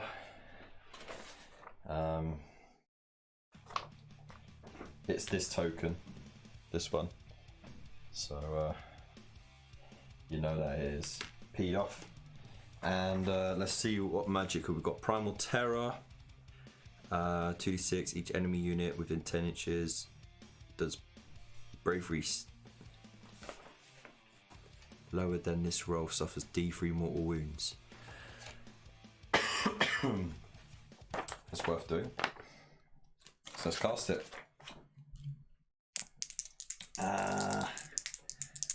6. Okay, I believe the chap over there can't unbind it. The Archregent, he's too far away, and there's no line of sight whatsoever because he's right in the middle there. He's sort of staying close to the ghouls, so can't really do anything. And they're way too far away as well. So it casts, and what it does, Primal Terror, you roll 2d6, and each enemy unit within 10 inches of the caster with a bravery characteristic lower than it suffers D3 wounds. D3 mortal wounds, sorry. So they're definitely going to be within 10. They're like within 8. Oh my god, yes. They're definitely going to take the D3 because they only have a bravery stat of... No, they got a bravery stat of 10. Boom. So they actually... That would have worked. That would have worked actually if there was any Spite Revenants left, because that actually subtracts 1 from the bravery characteristic. I'll show that rule. The old Spite Revenants, they had this rule here. Subtract 1 from the bravery characteristics of enemy units while they're within 3 inches, and then they have to reroll successful battle shock. So that would have benefited that that spell, but unfortunately didn't roll high enough. Never mind. That's not the only magic wielder though, because we do have the Branch Witch who can cast Unleash Spites. That's on a 5. So I'm going to cast that. It's cast on a 10. Roll a number of dice equal to the casting roll for each enemy unit within 9 inches. For each 6, that unit suffers a mortal wound. Wow! So just so you can see that, that's actually pretty nasty. There you go. The rules just there. Unleash Spites. That's dirty. Okay, so I rolled a 10, which means I get to roll 10 dice. That's 4, 7, 10. And the players are the only ones within reach, right? Each enemy unit within 9 inches, yep. So any 6s is mortal wounds. Ah, that's a lot of 3s. So 1 mortal wound. That's a shame. That is a total shame, but never mind. So put a wound marker next to it. At least the magic did something for a change, you know what I mean? So what we're gonna do, done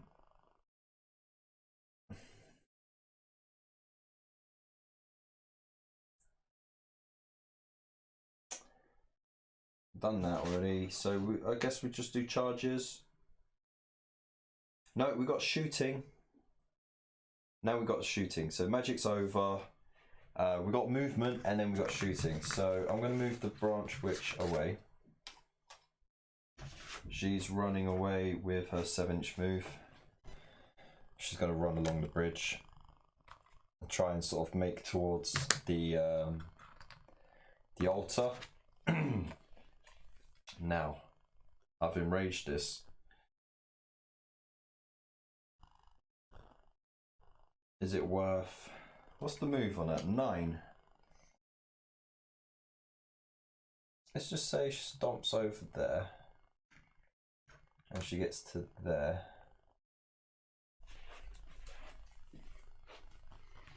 So she gets to there.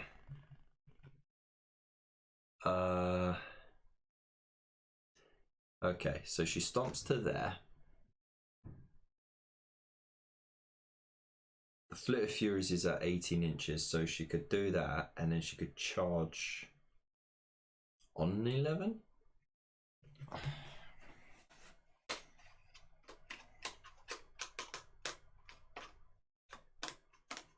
Yeah, let's do it. Okay, let's do it. Let's risk it for a biscuit. So going in at 9 inches there.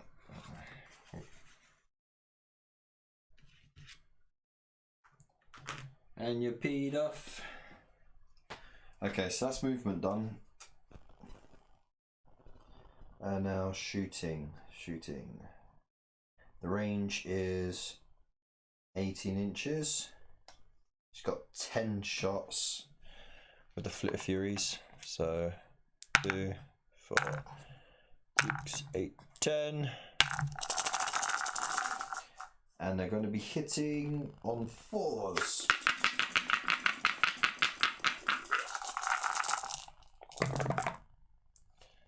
Okay. So half. Okay, that's not bad.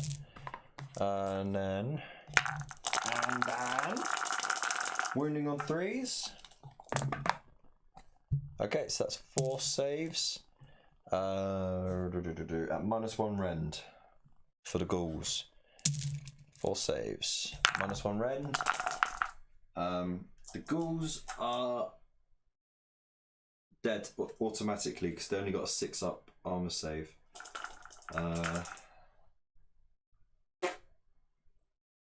Okay, so that goes their +1.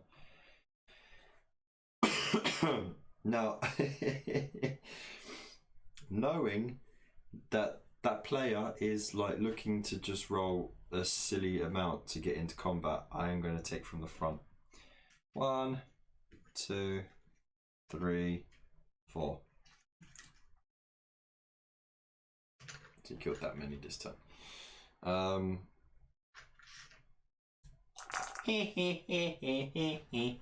Trixie. No one says where to get taken from, except the person who owns the unit. I'm playing dirty. I'm playing to win. So yeah, have a good night, mate. Cheers again for popping by. Big love to you. Peace. Right, so I've just noticed no one said the music died off.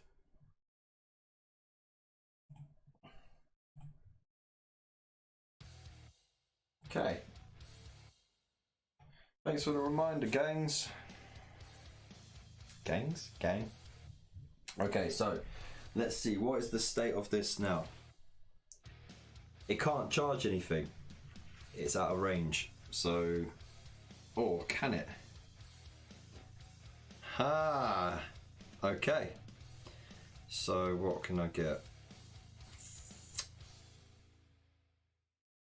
A 10. Okay. So if it rolls a 10 or more, it can charge into the crit flares. So here's the dice.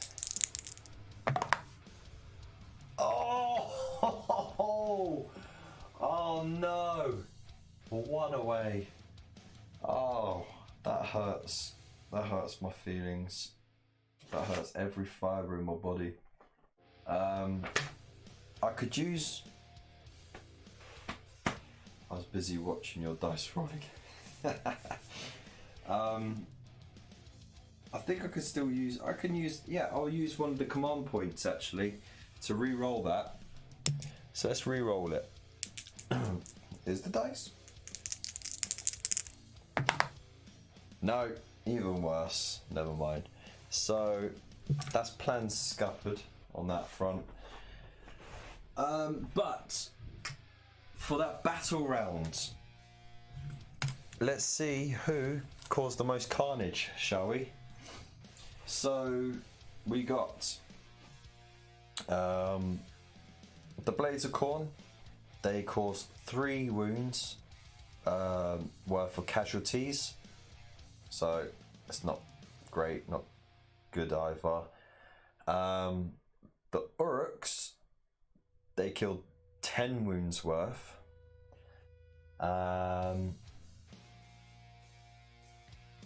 Flesh Eater Courts killed 5 wounds worth, and the Sylvaneth killed 4 wounds worth. So clearly, that victory point will go to the Orcs. So let's sort that out. So the Orcs get a victory point. Whoa!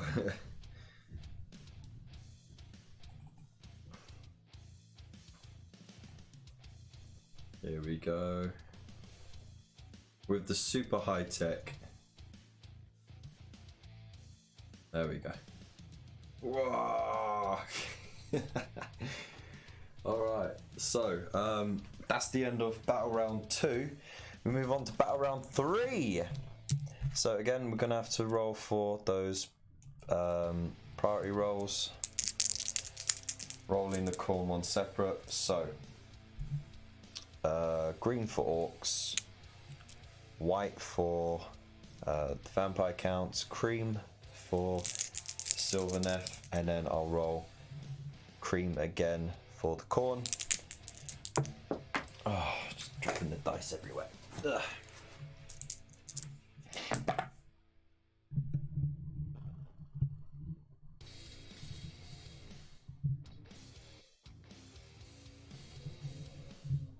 There we go. So it looks like they're going first. Well, actually, I need to roll cream because it looks like they'll be going second, isn't it? I need to roll that one. Oh! So let's get rid of that. Actually. Okay, so it's going to be a tiebreaker between the Flesh Eater Courts and the Blades of Khorne. The Blades of Khorne get to go first, so you're first. Then it's the Flesh Eater Courts, then it's the Sylvaneth, and then it's the Orcs. Okay, this could be interesting. Right, turn 3. Well, battle round 3. So let me know what you think of the game so far. And Christ, it's 10 to 11 already. It's a good thing it's like limited to 4 battle rounds plus, you know, if you roll for 1 extra, you get 1 extra. Right. Just get a drink.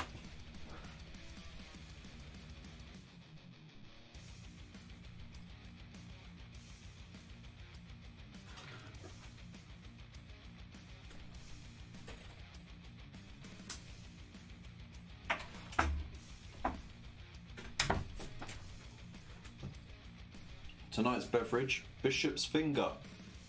Never had it before. Kentish Strong Ale. It really is strong. Very bitter.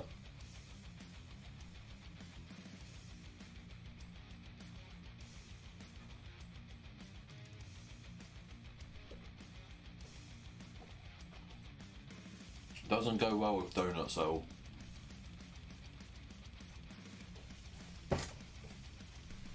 Alright.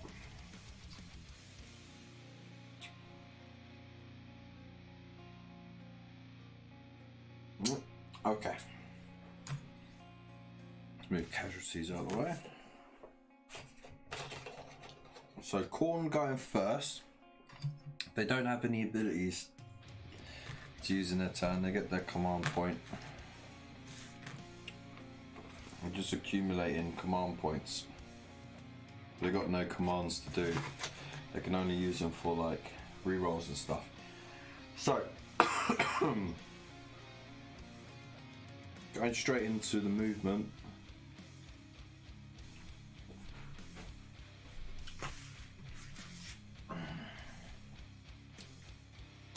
I'm gonna skip that mega boss again.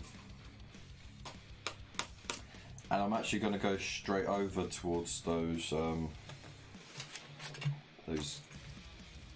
boys over there.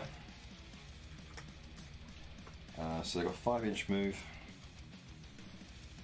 I have to be 3 inches away. 3 inches.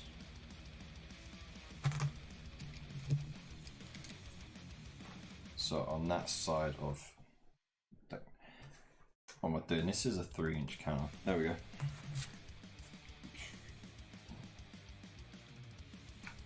Whoops. Get back there.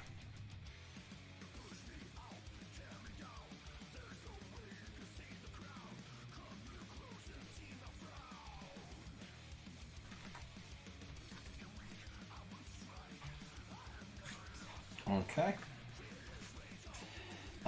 They've got no shooting, so they're going to go straight into charges. So they roll 11 on the charge, which is great.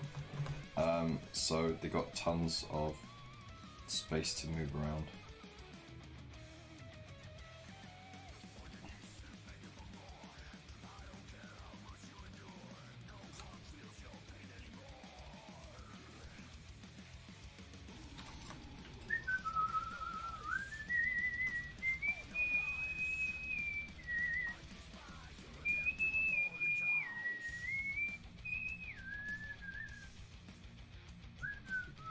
You're dead.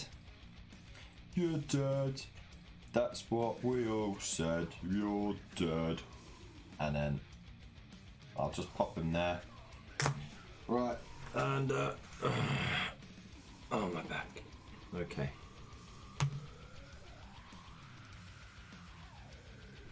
Oh, the war boss. Do they have... They don't have any command points left, so we can't give them the get on, lads, get stuck in. So they're not going to be able to get the reroll ones in his turn. So let's do the piling. That's a 3-inch thing, like that. Just shuffle over essentially to get all attacks in. The Blood Warriors will be attacking first, of course. So there's 10 of them, all attacking with 2 attacks each. One model in this unit can be a curse with the extra attack for the champ. Okay, so let's do it. So that's 11 attacks all together. So that's 4, 8, 11. Okay. So they need 3s to hit.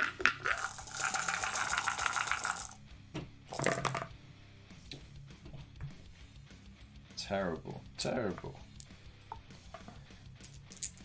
Alright. Was there any rules on hitting on 6s? No. Okay. And then they're forced to wounds, which I think is really bad, by the way. So 3 wounds. There's like no rends to it either. So that's 3 arm saves for the Orcs. They still have Mystic Shield on them. So what's that armor? Is it 4+? Yeah, they got 4+. 1 wound. Dead. Okay. So what am I gonna do? What am I gonna do? The Bloodmaster doesn't seem to really be a threat, so I'm not gonna be attacking on that. I'm going to get all my attacks on the Blood Warriors instead. So, okay. Let's get those attacks in. So we got 4 from the pair of Brute Choppers. Again, remember they got no buff, so they're hitting on 4s. So he's got the pair of Brute Choppers. He's hitting that unit. So it's 3s. And then 3s again. Okay. So that's 2 armor saves that need to be done at -1 from the Blood Warriors. So that's a 5 up armor save now. But remember, 6s causes a wound. Oh, made a save. Okay, they're 2 wounds each. So 1's down by 1. We'll do the Gore Chopper. That's 3 attacks. 4's to hit. Only 1. 3's to wound. Fails. Oh no. And then we've got the Boss Claw and Brute Smasher, which is 4's to hit. Only 2. And 3's to wound. Oh my god. That is so bad. Okay. That was really bad. Okay, so now the Bloodmaster gets to do his attack. He's got 4 attacks. He's hitting on 3s. Okay. Wounding on 3s. So there's 2 wounds. Okay. Can't believe he didn't make us hit roll 6. Never mind. So it's -1 rend, meaning they got a 5 up armor save. Okay. That means 1's down to 1 wound. There we go. Okie dokie. So,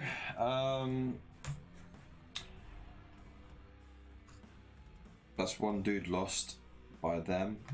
That means they got to take their bravery. They become bravery 5 instead of 6. They're fine. No problem whatsoever. Okay, so that's them done, and this is the casualty they got for that turn. Now it's for the Flesh Eater Courts. So let's just scoot over there.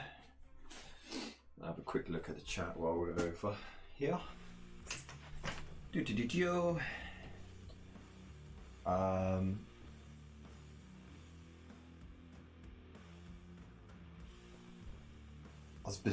I'm digging the game so far. I'm cheering for the greenskins. I mean, they're doing okay actually. So yeah, let me know who your allegiances are as well. Throw that in the chat. Alright, so we got, what's it? Here on the States, there's a phrase for taking a drink of your beer, a pull. This might be used as in, he took a pull off his finger before his beer before saying anything. Okay, does that mean Kev is pulling the finger? Pulling the bishop finger. Dude, come on now. Behave yourself, alright, you dirty birdie. You're a very dirty birdie. So, yes, Flesh Eater Courts. Let's go. Let's do it. So, pop that there. Flesh Eater Courts, so you do, we do. Let's pop these dead dudes over here. And these dead dudes over here. Just behind the screen. Here. So, oh yeah, it's still the start of the battle round, isn't it? So, she's still going for the extra attacks, not the extra shots. There you go. Problem solved. This spell disappears. So that's that.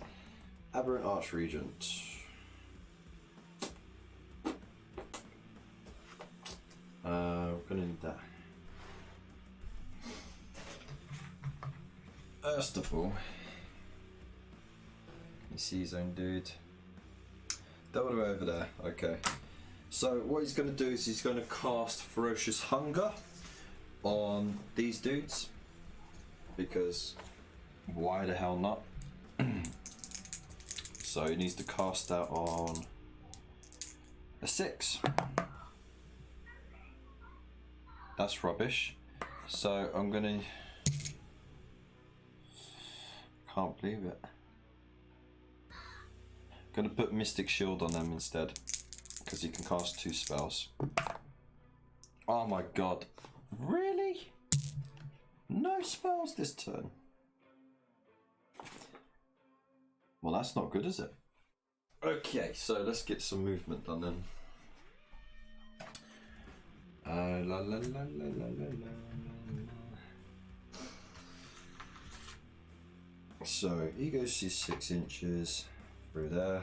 You can literally just walk out the gate like so. Look at that. Look how bossy he looks there. Right. Then we've got the crit flares as well. And the crit ghouls. Well, the ghouls are going for it. So 6 inch there.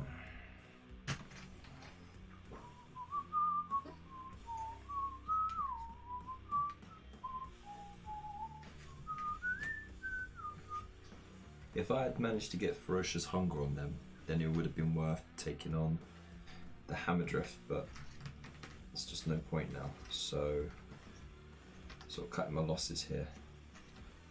Trying to use my weight in numbers now.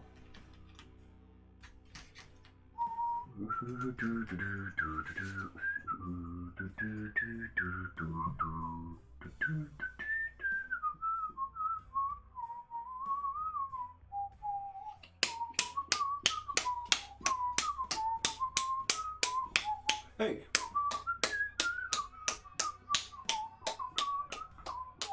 Hey! Okay. Let's just smooth them out here. Let's make sure they're 3 inches away. Yeah. Hiya! How you doing?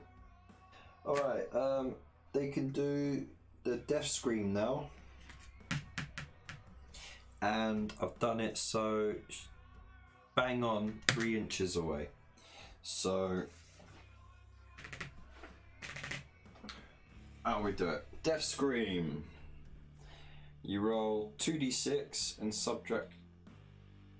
Oh no, they're not more of. So you don't subtract 2 from it. So 2d6. Let's do it. Wow, 6. Amazingly rubbish. The Hammerdrift has a bravery of 8 and therefore is not affected by the death scream.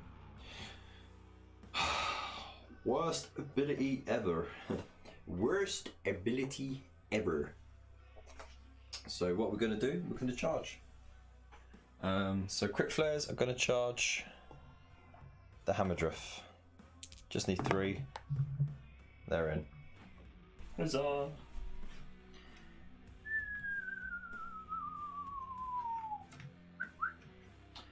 Right, so they got to do maximum damage because she's got the bonus attacks, which means she's gonna hit hard. So let's hope that they hit hard. All right, so let's where are we at? Flesh Eater Courts. The flayers. There we are. That's what we're dealing with right now. So they got no buffs or anything on them. So it's 5 attacks for the unit champ. Plus 8 for the other 2. Okay.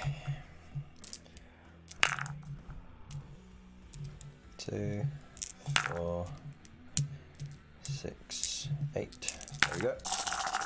Alright, and hitting on 4s.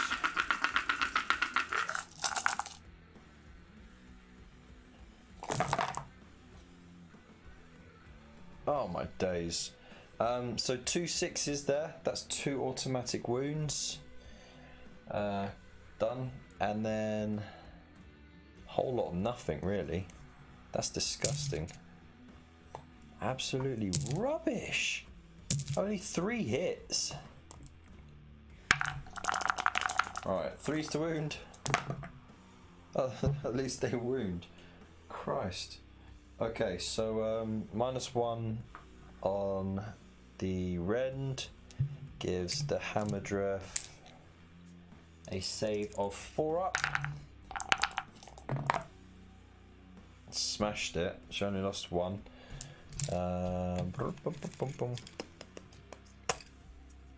Where are you at? Where's my there we go, -3. Alright, so she's at -3.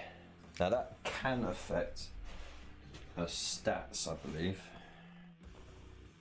It does indeed. Okay, so let's back up to Sylvaneth, the Hamadreth, who's currently got double attacks. Has suffered 3 wounds so far. So slashing talons is from 6 to 5 now. The swarm of squirmlings hits on a 4+, and the flitter furies are 15 inches instead.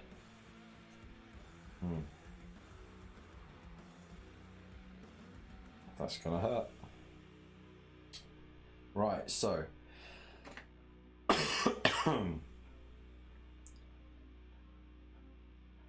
so we'll start with her regular attack, shall we? So she's got 5 attacks. 5 attacks. Hitting on 4s.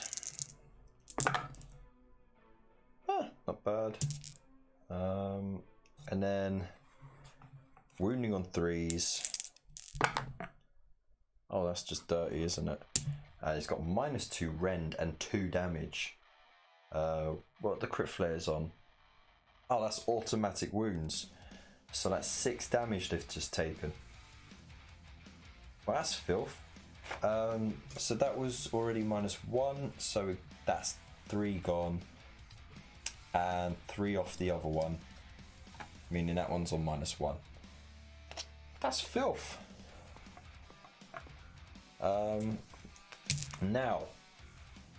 Now she gets to do her swarm of squirmlings. So because we already said that she's embittered, I mean she gets 20 attacks of those instead of 10. But they are hitting on 4+ now because of the wound count. You know, like that makes it any better. Christ alive. 20 attacks of that. 4, 6, 8, 10, 12, 14, 16, 18, 20. On 4 to hit, no less.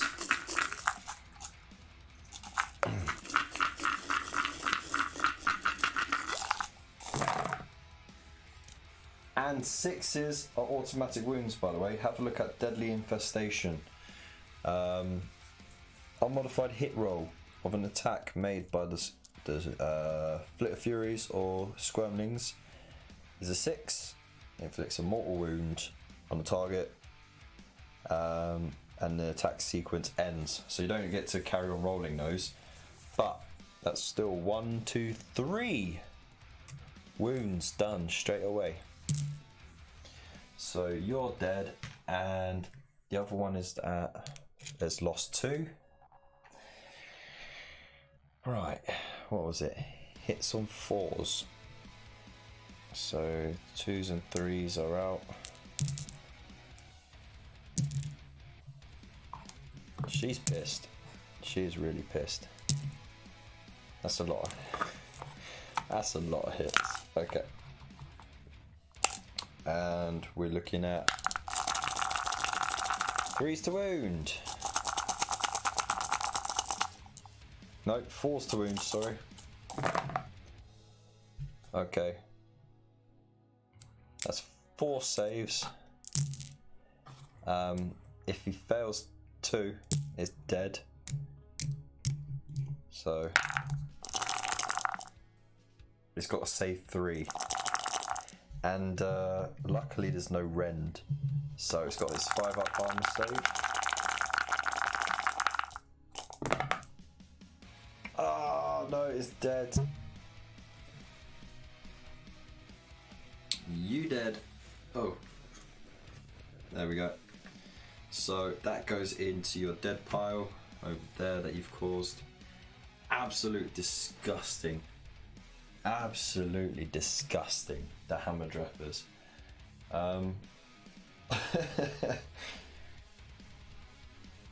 Can you believe like having a whole unit just wiped out in your own turn, by the way? Freak has one of those, ladies. The 20 shot ability is scary as hell. Yeah, it's crazy, isn't it? Just imagine having 2 of those on the field. So, that's the Flesh Eater Court's turn finished with. It's now the Sylvaneth turn. So, there we go. That's what the board looks like right now. So Sylvaneth is now having their turn, and of course they can now. Right, they've got a command point. Let's see, what are they doing?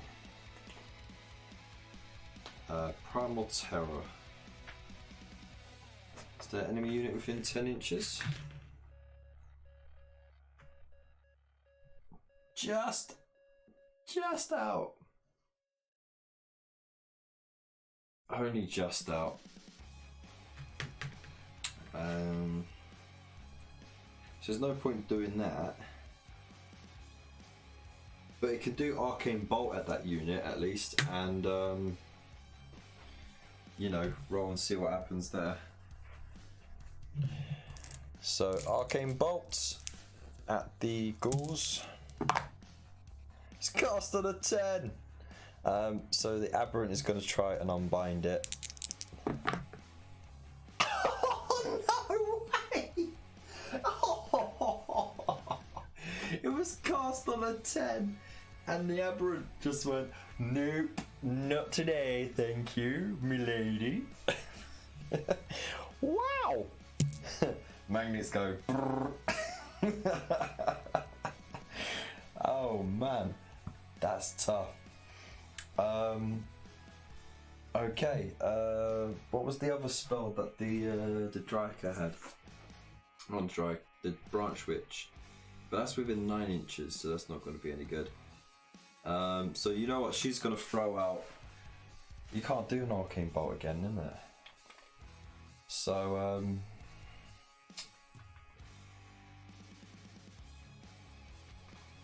I'm going to cast Mystic Shield. I'm going to cast Mystic Shield on the Hammerdreth.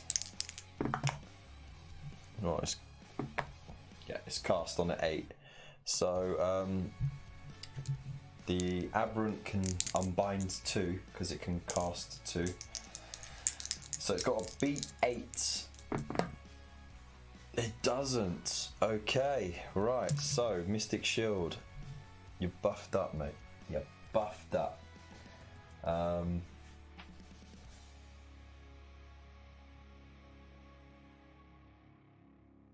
What should I do? Well, it's already got the attacks buff anyway, hasn't it? So I might as well just march it off into combat. I don't know, actually.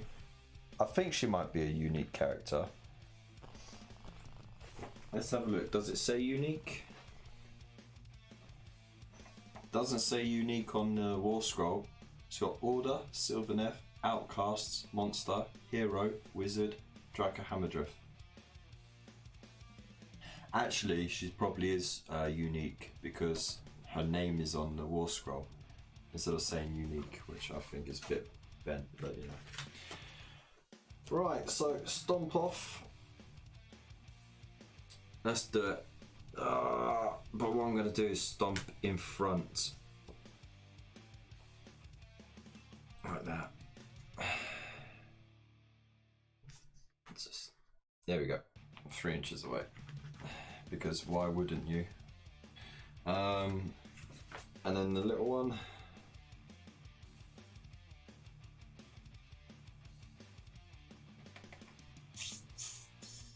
Seven inch, okay. Let's run along that way. So there's a lot of open space here and open space here not being utilised at the moment. So it's quite scary. how this is gonna go. Right,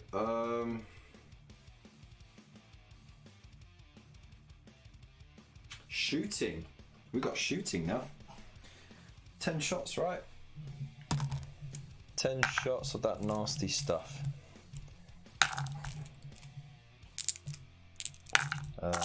Okay. Alright. Alright. So the only thing that's affected it is the range, but she's right in front of them. So 10 shots, 4s to hit, and of course any 6s will cause an instant wound On the rolls to hit. So that's 1 dead already. I'm just going to take the one in front, just a low.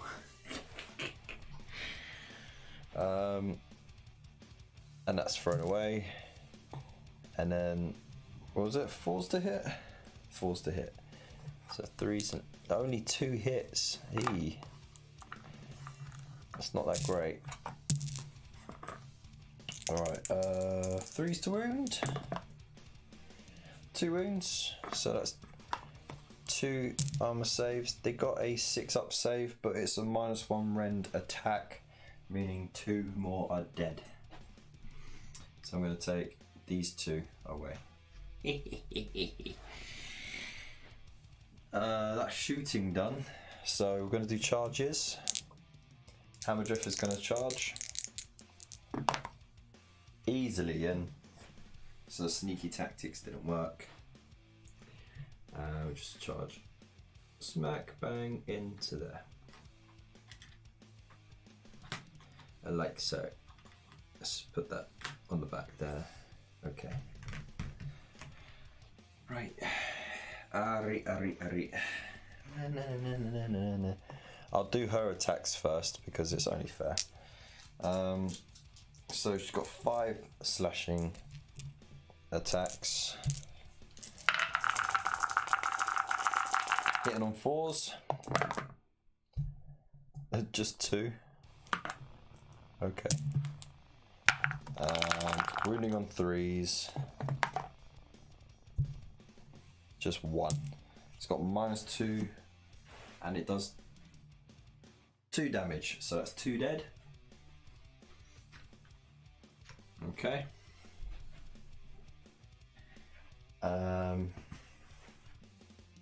Actually, hang on. Pop these over here for now. Those are the ones dead from that combat.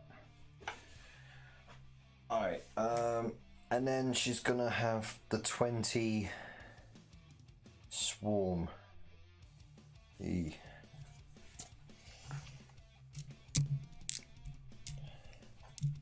That's 5. 10. 15. 20. Oh my, Captain. Can't see the board, Kev. Oh. Sorry. I was keeping the war scroll up, but you don't really need it now, do you? Sorry.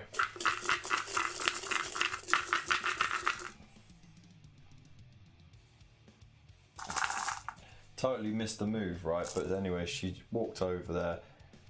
She just blasted them a couple of times with some bugs. Only a couple of them dropped, and then she charged in. Now the squirming things. 20 of those because she went for the double of it. And they hit. Yeah, I've got the war scrolls here. So they hit on 4s because of the wound she's taken, but 6s cause a mortal wound. So there's 2 6s there, meaning there's 2 instant deaths.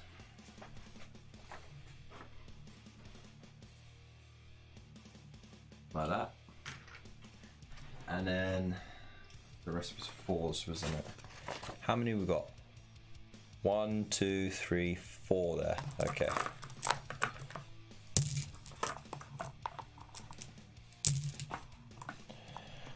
So wounding on 4s as well. That's 2. Okay, there's no rend, so that's 2 saves of a 6 up that they get. Neither. So that's 2 more dead. There we go. Alright, so retaliation, of course they get their pile in.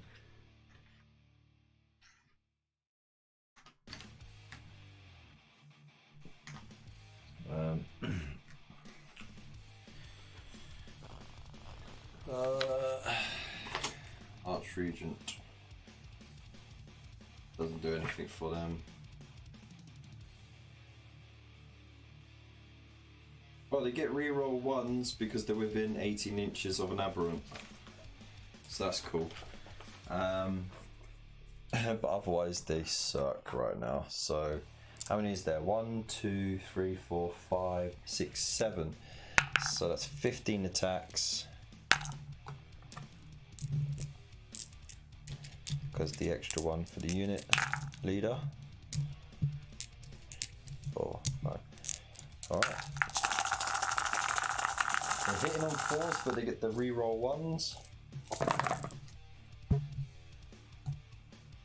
That is actually really good. Oh, I just threw away a 1. Oh, cool. Right.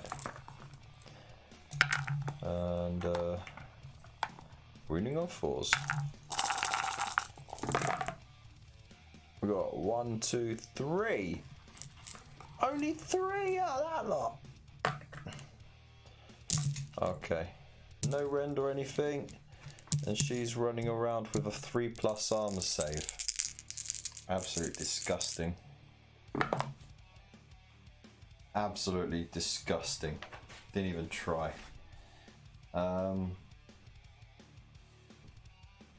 That's gonna hurt. So at the end of that, they lost 6 dudes. That means they got a bravery stat of 4 for that turn. Let's see what they roll. They roll a 3.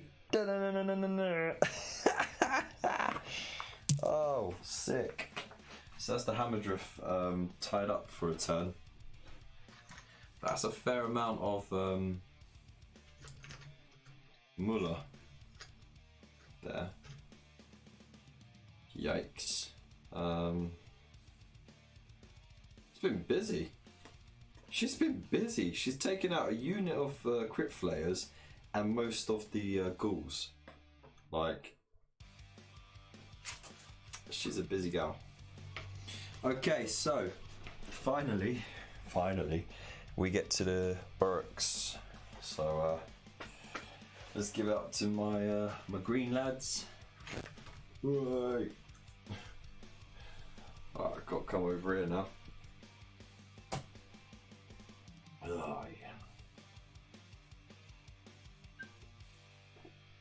yeah. Smashing. And while we're at it, again, if you are watching this back later on, let me know in the comments below how you think this game's going so far and who you are rooting for by the end of turn 3. And yeah, don't forget to like, subscribe and share, and check out the affiliate links. So let's get on. That's my advertising. So they get a command point finally, because they haven't had one for a bit. Actually, they should have 2 because they've only used 1. No, they used 1 in an enemy unit, enemy turn. Sorry. Okay. So that buff goes. Alright. So we're looking at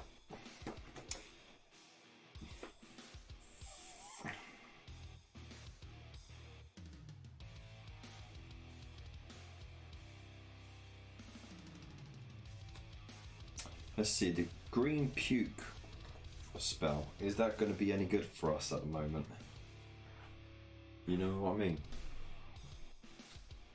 Where's the range ruler? I moved the range ruler and now there it is. Damn thing being invisible.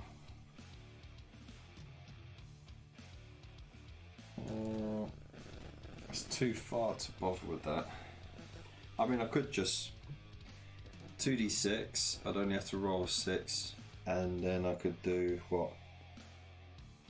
D3 mortal wounds on them.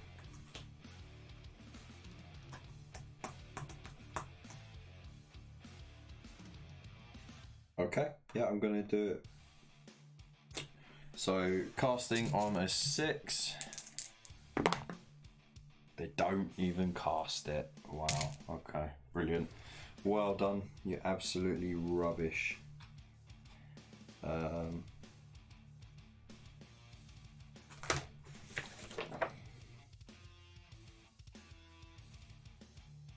So movement then.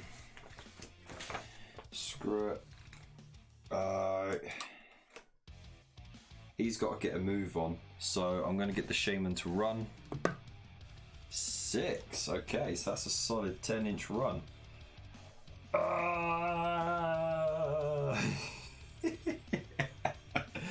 He's going for it. War boss. Stomp round that way. Or stomp round this way. Problem is, if stomps around that way, he's got further to charge. Stomp round this way. I can guarantee I'll be in combat. So yeah.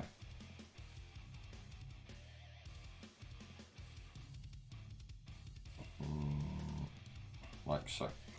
Okay. Excellent. Right. Shooting. Do we have any shooting? Of course we do not. So we go into charges. And he's going to charge straight out there. Of course he makes it, but he's going to charge there, and then he's going to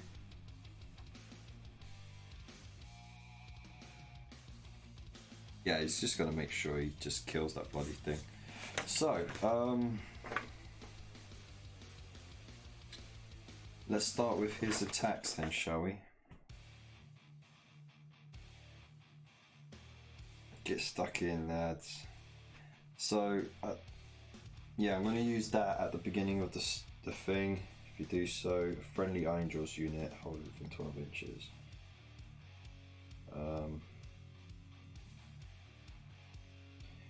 Reroll 1s. I'm going to give that to the brutes, even though it would be cool to have that on him. There's more attacks on the brutes, so I'm going to give that buff onto them. Hopefully they stay alive long enough to use it. 6 attacks, he's going in. 4, 6. And he needs 3s to hit. Just 1 misses. That's save rolls, okay. And he needs 3s to wound. And his mighty wah! Freeze! Oh, just 2. Okay, so -1 armor save to the Bloodmaster, meaning that he's on a 5-up save with his 3 saves. Ow! Each one does 2 damage. He's just been killed outright. No word of a lie. He failed all his armor saves and just got one-shotted by the mega boss. Dang! That's it. Didn't get to do anything else. Just to be honest though, like the Bloodmaster was like the worst model that you could have in their force. You know what I mean? To lead them. Never mind. Well, I mean that makes it quicker, doesn't it?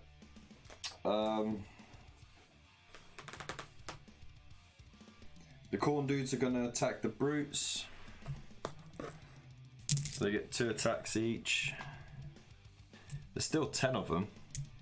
2, 4, 6, 8. But 2 of those attacks is the Gorglaive. So got to roll that separately. I'll roll that as green. So that's those 2 attacks for the Gorglaive. So they both need 3s to hit.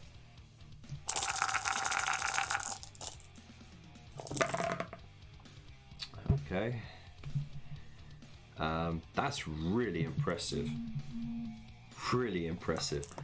Okay, and then the Goraxes, the white dice need 4s to wounds, but the green one needs 3s. Oh, magic stacking. Okay, so 4s for the white ones, 3s for the green one. Okay, so the green ones cause -1 rend, and the white ones don't. So the green one, well, let's do the armor saves for that. Okay, so the 2 regular ones that do 1 damage, they get the 4-ups armor save with. Failed, take 2 wounds. And you go down to 2. And then the other 2 was -1 rend, so it's 5-up armor saves doing 2 damage. Saves 1, but still takes 2 damage, killing off the dude with the big chopper thing. Doohickey. Ah, I was hoping there'd be more orcs left over alive. Never mind. We still got the boss though. So now he gets his 4 attacks. He's got the get stuck in. So he gets to reroll hit rolls. Oh no, add 1 to the hit rolls. Okay, so he's hitting on 3s.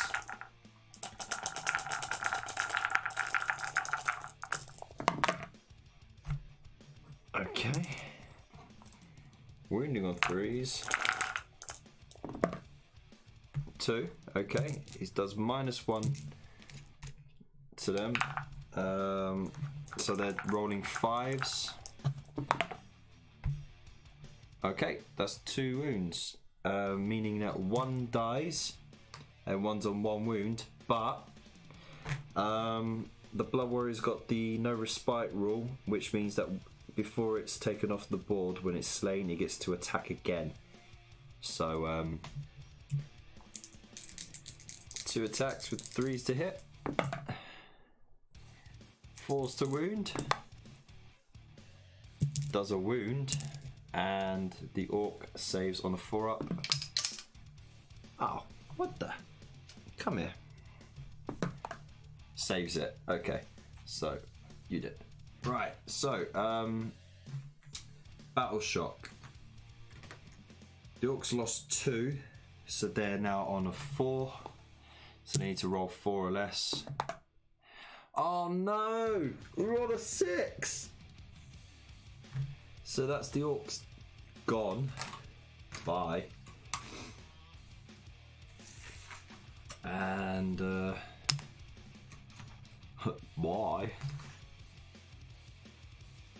And the Blood Warriors lost 1, so they're on the bravery of 5. They roll 1, they're fine. Okay. Oh dear lord. So let's work out at the end of that battle round who gets the victory point for the most kills, or the most wounds caused. So that's 12 right there. That's 5, 6, 7. So they're not winning. I'm not even going to bother counting over that. You know what? It's obvious that the Sylvaneth get the victory point for that turn, right? It's dead obvious. So we're not even going to bother. In that battle round, the Sylvaneth killed an entire unit of crypt flayers, which have 4 wounds each, or 3 wounds each, I can't remember. 4 wounds each, and then more than half of the criticals. So yeah, that definitely. We've got a war in the chat, and we've got to come on, Khorne, eat those dirt bags. They're eating up the shrooms. So, victory point goes to the Sylvaneth. Crikey. Would you believe it? 1. Done. Okay, so that's the end of the battle round. We're now on to battle round 4. So I think I'm not even gonna bother rolling for another battle round after this, because it's late and it's a school night. It literally is a school night. So yeah, we will be finishing it at the end of the turn 4, as said in the rules. So it's all going to be about who can claim control of the altar in the center. So, with that in mind, let's find out who gets to get priority. So let's allocate the colours again. So green for the Orcs, cream for the Sylvaneth and Khorne, and white for the Flesh Eater Courts. We'll roll the first 3. Okay. And for the Khorne dudes, they rolled a 1. Okay.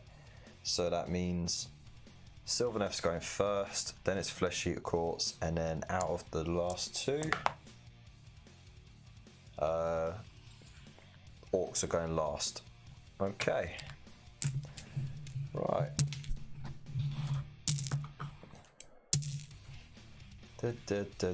So, Sylvaneth going first. Right. So, what do you guys think of this game so far? This is the final battle round. We have an Archregent, an Aberrant Archregent, and less than half of the ghouls left over there.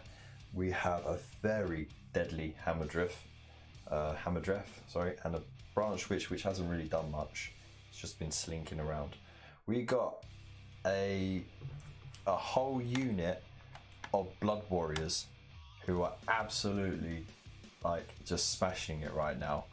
And then we got a Mega Boss, which has just been buffed up actually. Before I forget, he goes up a wound, and he goes up an attack, doesn't he?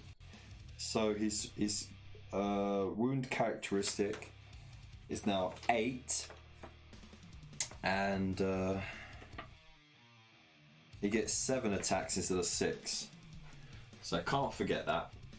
But this Shaymin hasn't really done much either, but it's just been slowly running towards the shrine, because what else could it do? It's only got 4-inch movement. So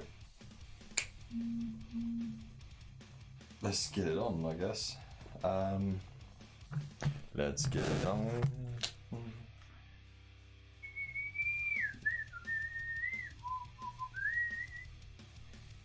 Alright. Okie dokie. So, what were we doing? Sylvaneth, that was it. I wonder how bad it is for me to lick my brush with stream and... Oh no, don't do stream and grime licking. That definitely not. It's an oil, isn't it? So yeah, don't be doing that. Okay, so you know what? So at the beginning of the turn, we decide if it gets the bonus to its range attack or its combat attack, and I'm going to go for the range attack. Okay, so remember that, chat. I'm going for the range attack. Of course, that goes as well. Let's cast some spells. What spells are we going to cast? Oh. Primal Terror, shall we? Yes, we will. Cast on a 6. Let's do it. Primal Terror, cast on a 9. Okie dokie. The Archregent's going to try and unbind it. Fails to. So let's see. Primal Terror. Roll 2d6. Yeah, okay, that's the bravery one. Nah, doesn't affect them because they're bravery 10. Never mind. Let's do Unleash Spites. Does it reach? I'm not sure if it reaches.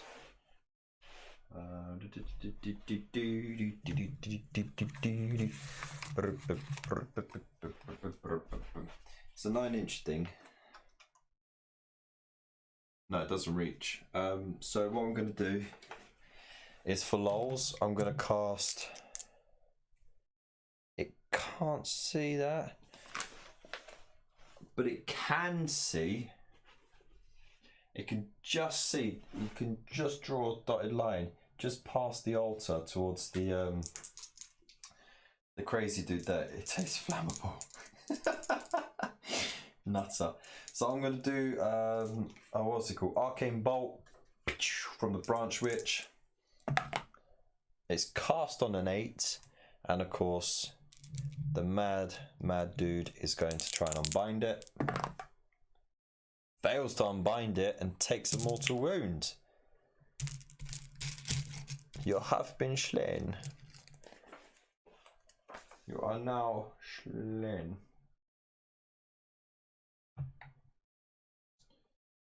Right.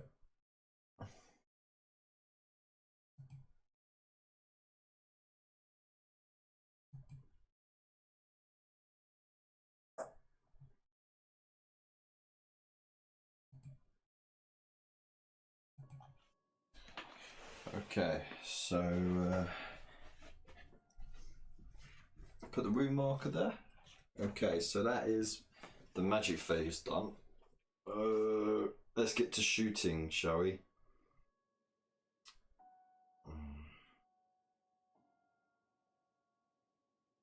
Yeah. So the Hammerdriff is going to be shooting the unit right in the face. Now remember, I went for the shooting thing to have the buff, right? So that's 20 shots. What am I doing? 2, 4, 6, 8, 10, 14, 18, 20. It's still, what was it? The range, yeah, the range is the only thing that gets affected by wounds. It's crazy. So hits on 4s, 6s are automatic wounds.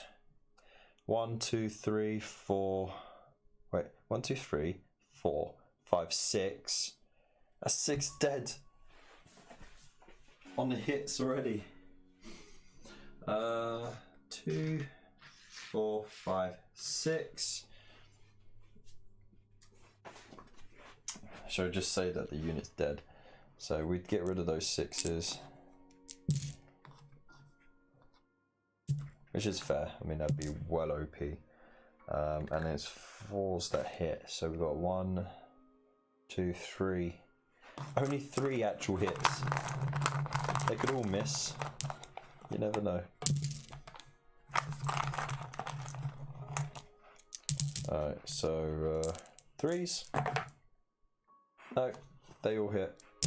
So -1 rend. It's instant death. So that's all of them dead.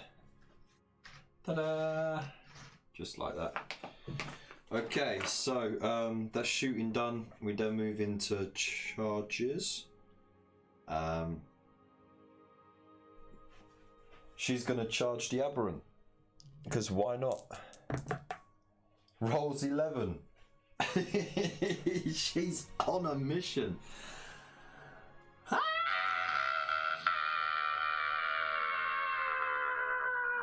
Oh no, hang on. I forgot. Oh. I forgot to move her, didn't I? Let me have it. Let me have it. 7, wasn't it? Yeah. There we go. Okay. So now, yeah, she goes in for the charge. Boosh. Okay, attacks. Let's get messy, people. Let's get messy. So remember, the buff was on the shooting, not the combat. So let's start with the 5 regular attacks from the claws. 4s to hit. Not that great at all. And 3s to wound. That's a cock dice. Okay, we've got 2 wounds. The Arch Regent has... Khorne is not pleased with this battle. He's waiting until it's over and will open a rift to send a bloodthirster in to kill him. What? Yeah, okay. Let's see.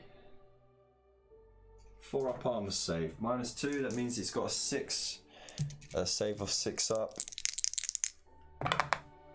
No, fails it. So he takes 2 damage on each. That's 4 damage he's taken. So he goes down to 3 wounds. He might not make it to do attacks back because now we've got the little scurry things, and there's 10 of those. 2, 4, 6, 8, 10. And they're hitting on 4s, and of course 6s are instant wound. 1, 2, 3, he's dead. Okay, there you go, on mortal wounds alone. So he died. So that's Flesh Eater Courts out the game. Flesh Eater Courts are gone. The only thing they got is, they didn't even get a point of victory points. So there we go, we got our first real casualty there, and it was dire. Damn. Okay. So that's the end of. That was the end of that turn. We still keep them over here, so that we. Well, hang on. I'll put them over here, so we know what they caused in this turn, to calculate a victory point for killing the most stuff. So there we go. It's now the Flesh Eater Court's turn, which gets instantly skipped over because they're dead, and there's nothing you can do. We go on to. It's a shame because if he was still alive, he could have used a command ability to bring back a unit of crit flayers or a unit of ghouls. You know, it wouldn't have done much because they can't really charge. I mean, actually, they could charge, but they have to be 9 inches away. So you have to be dead lucky on a charge to get them anywhere where you need them. But by then, it's just pointless. So, and we're not going for a turn 5. We're sticking to the turn 4. So if there was a turn 5 to play for, that would have been okay. But he's dead anyway, so it don't matter. So I'm rambling on for nothing. So next is Khorne. So Khorne are in a bit of a predicament because they want to kill stuff, don't they? They want to kill stuff, but they need to get to the objective. So what we're gonna do?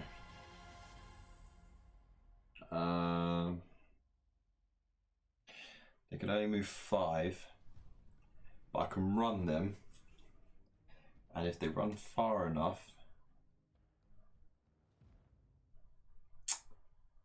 they could do it. They could, because they got sheer number, they would come on top, wouldn't they? So, and how close is that? 2.5 inches away. Right. Yeah. Okay, we're going to be smart with the Khorne team, And we're going to get them to run. I know. But, like, you know, Sylvaneth will win otherwise. So we have to play for the objective. And you still got the Orcs turn after that as well. So they can still kill something if they get attacked. So they're going to run. 3. On the 5-inch move, gives them 8. Is it going to be enough though?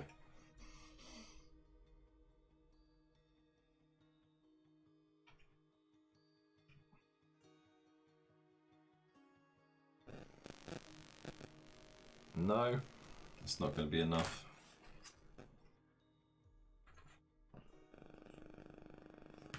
Got injured. Got to be out of that 3-inch bubble as well.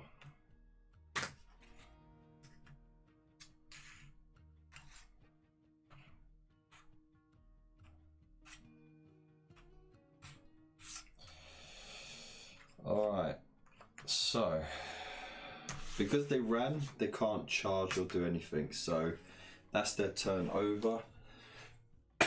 It's worth the gamble. So now it's the Orcs. Let's cast a spell, why not? Let's do, what have they got? Green Puke? Yeah, let's do it. Green Puke on the Khorne dudes. Ah! It's not cast! Excellent. Great work. The worst bloody weird dude ever. So, yeah, absolutely bloody crap. There we go. Right, so you got a command point. Good for you. So, movement. Can move 4. And only 4, but that's all you're gonna bloody need. That's out of the 3-inch bubble. Yes, he is. And look, he's at the stairs, so he's, you know, couldn't be any closer. And then the boss is stomping off. He wants to get some fun in there. Right, we can't do any shooting, but we're going to do a charge. Mega boss, straight for them. He rolls a 6. He's well in. Boom! Slaps them from behind. Now remember, he's coming at them with an extra wound and an extra attack. So he's now hitting with 7 attacks. So 2, 4, 6, 7. 3s to hit. Oh, hang on. He's going to use the command ability on himself as well to buff himself. So he gets to reroll hit rolls of 1. So hitting on 3s. No 1s to roll, but there we go. Never mind. That's still good. Wounding on 3s. Oh my, what on earth was that? What was that? Are you fucking kidding me? You fucking kidding me? Fuck off. That is bullshit. I'm sorry, like, for those who are watching this after the live stream and they're sensitive to that kind of language. He rolled some of the best dice on the hit roll. Didn't even need the reroll. Just missed once. And then look at that. And you wonder why people say they're tricky dice with the magnets going brrr. Wow, that's fucking bullshit. Okay, sorry for the language, but you know. Birdfish. Oh, cheers, man. Cheers for being here, dude. I'm glad you're here. Well, I'm glad that you were here. But you have a good night, mate. It looks like the game's almost over anyway. So, true dice rolls. Yeah, I know, right? No more. That's just madness. All right. So of course, considering they're not going to win anything anyway, they're just going to turn around, pile in. Let's just pile in and get some attacks down, yeah? So, right, come around here.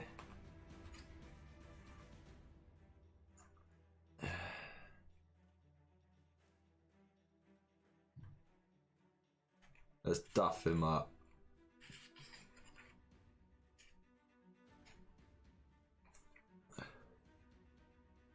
Okay, so only one can't get in, but that's fine. So, 1, 2, 3, 4, 5, 6, 7. Wait a minute. 1, 2, 3, 4, 5, 6. Yeah, 7. So that's 14, 15 attacks because the unit champ. 6, 8, 10, 12, 14, 15. Hitting on 3s. Holy shit! Look at those 6s. Okay. Fair play, fair play. Watch how they'll all roll 1s next. Once the ton of magnets off. Wounding on 4s. That's still pretty decent, actually. So that's 2, 4, 6, 7 saves for the mega boss.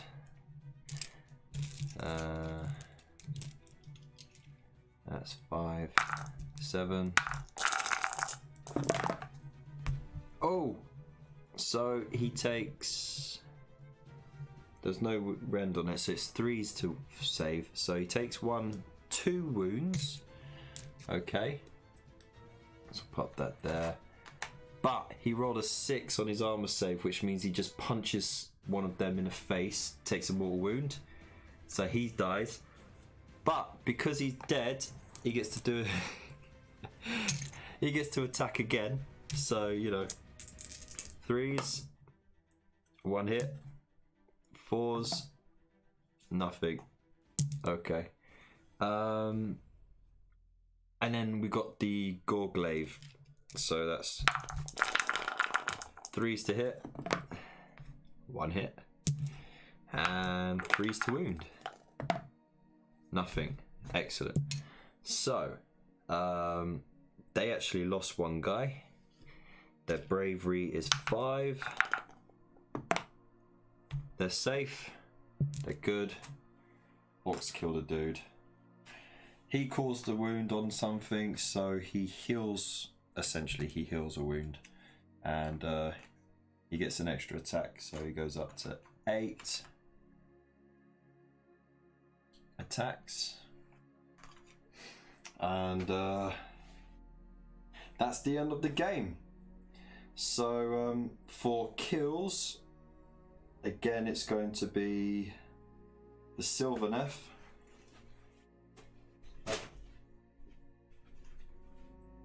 So hang on, where did I put the rules for this engagement? Here it is.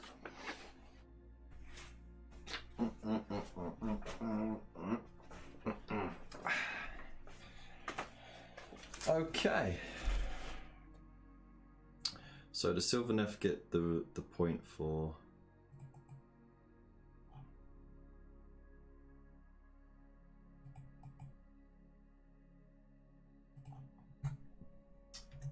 So they're up to 2. So that's for the blood spilled. But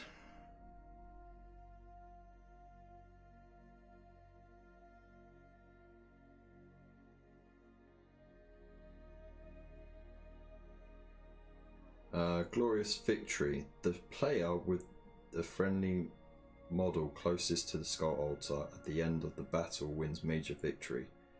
Is proclaimed High Lord of Carnage. If 2 or more players have friendly models equally as good. Okay, so the Ironjawz actually got 3 points for that. There we go.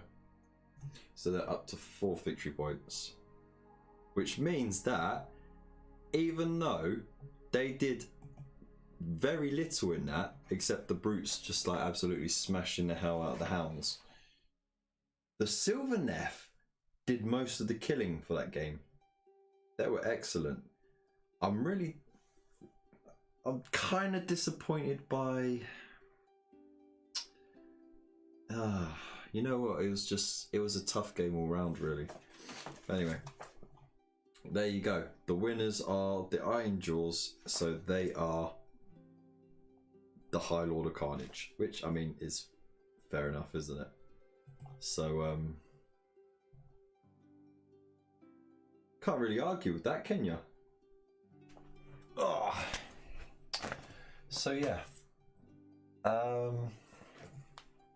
What more can I say?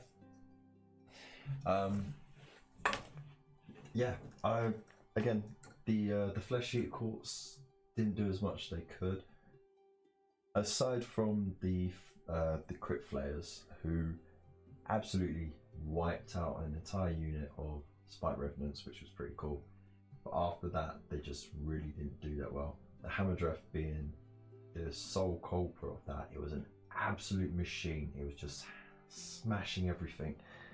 And to be honest, I think instead of running it into the ghouls and then killing off the flesh eater courts in that game, I mean, could have actually just run it at the altar, and maybe they would have got the point. Because I honestly thought I'd be luckier with the run roll and get the branch witch closer to the altar. So that's a shame. The orcs were just like, they were steady. You know, they were the most consistent out the entire game. They hacked away at stuff. They got hacked at. They killed the entire unit of hounds on when getting charged. So they did all right, and they just slowly got picked off. But the boss was just gnarly. The Shaymin didn't do anything except capture the objective. Like, just didn't cast anything. It was absolutely rubbish. Just only dispelled one spell. So that was a bit, yeah. Khorne did good. I mean, I was hoping the hounds did a bit better, but they didn't quite get their thing. The Bloodmaster, it just seems so out of place. Doesn't really seem to have anything that it can put in use for them. You know, like there's no synergy there. You know, like with the Sylvaneth, there's some kind of synergy there. And same with the Orcs. You know, there's like buffs going on there, and even with the flesh eater courts. But with the core, I mean, I think it was just a case of let's just throw in a character that doesn't really do well. If you have bloodletters instead of hounds, or instead of blood warriors, then maybe it would have worked better off, because one of its rules benefited bloodletters. But it is what it is. Maybe a blood priest, or what are they called? You know, the dude with the gate to Khorne's land. You know, blood secretor, I think it was. That would have been better, much better. So it was a shame to not see him do so well. And yeah, what can I say? MVP is the Hammerdreth. Absolutely 100%, just chewing through everything. It's crazy. It's so unbalanced, to be honest, because of how much damage it can just churn out. But yeah, Orcs got it. They did all right. So I'm pleased with that. So yeah, let me know what you think in the comments below. What do you think could have been done better? Do you think the game would have changed that much if they did roll for a turn 5? Let's just say, let's see. It rolled a 6, so actually that would have been a turn 5, right? Hang on, times everything. It's equal to or higher. The battle continues. So it would have gone for another turn. there's a good chance that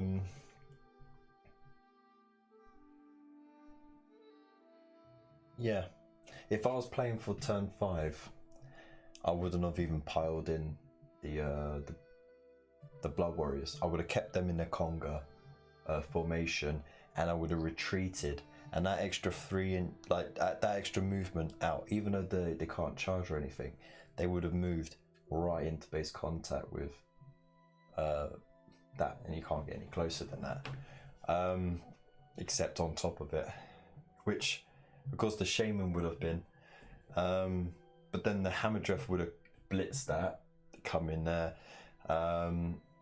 so it would have been a massive duke off between the 3, to be honest, and it would have been quite an epic little battle. And it is a shame to cut it off so short, but yeah, no, I mean, I'm pleased with the result, to be honest. Like I said, some things could have been better, but anyway, let me know in the comments below what you think. And yeah, I'm never going to do this again. It's too much hassle and too much clear up. But if I get enough demand, if you lot want to see more stuff like this, then I can throw it in on the membership program for Buy Me a Coffee, which is it's basically Patreon, but it's got more accessibility. So yeah, we've got £2, £5 and a £10 membership, each one giving you more stuff.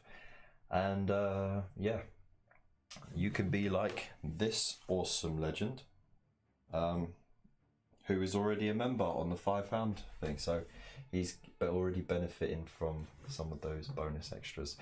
And if not, you can always get yourself some Mortal Realms issues, or even Imperium issues from Forbidden Planet. There's the affiliate link down below. Or you can get all your hobby supplies from Element Games. Just make sure you use that code, because you get yourself bonus loyalty points. And if you can't do any of that, just a subscribe and a like and a comment just helps with the algorithm, and it does just as much help for the channel as well. So thank you so much for watching. Big love to you all, and I hope you have a fantastic week, and I'll see you on Friday at 9 PM for a nice relaxed hobby hangout. Big love for you now, and peace.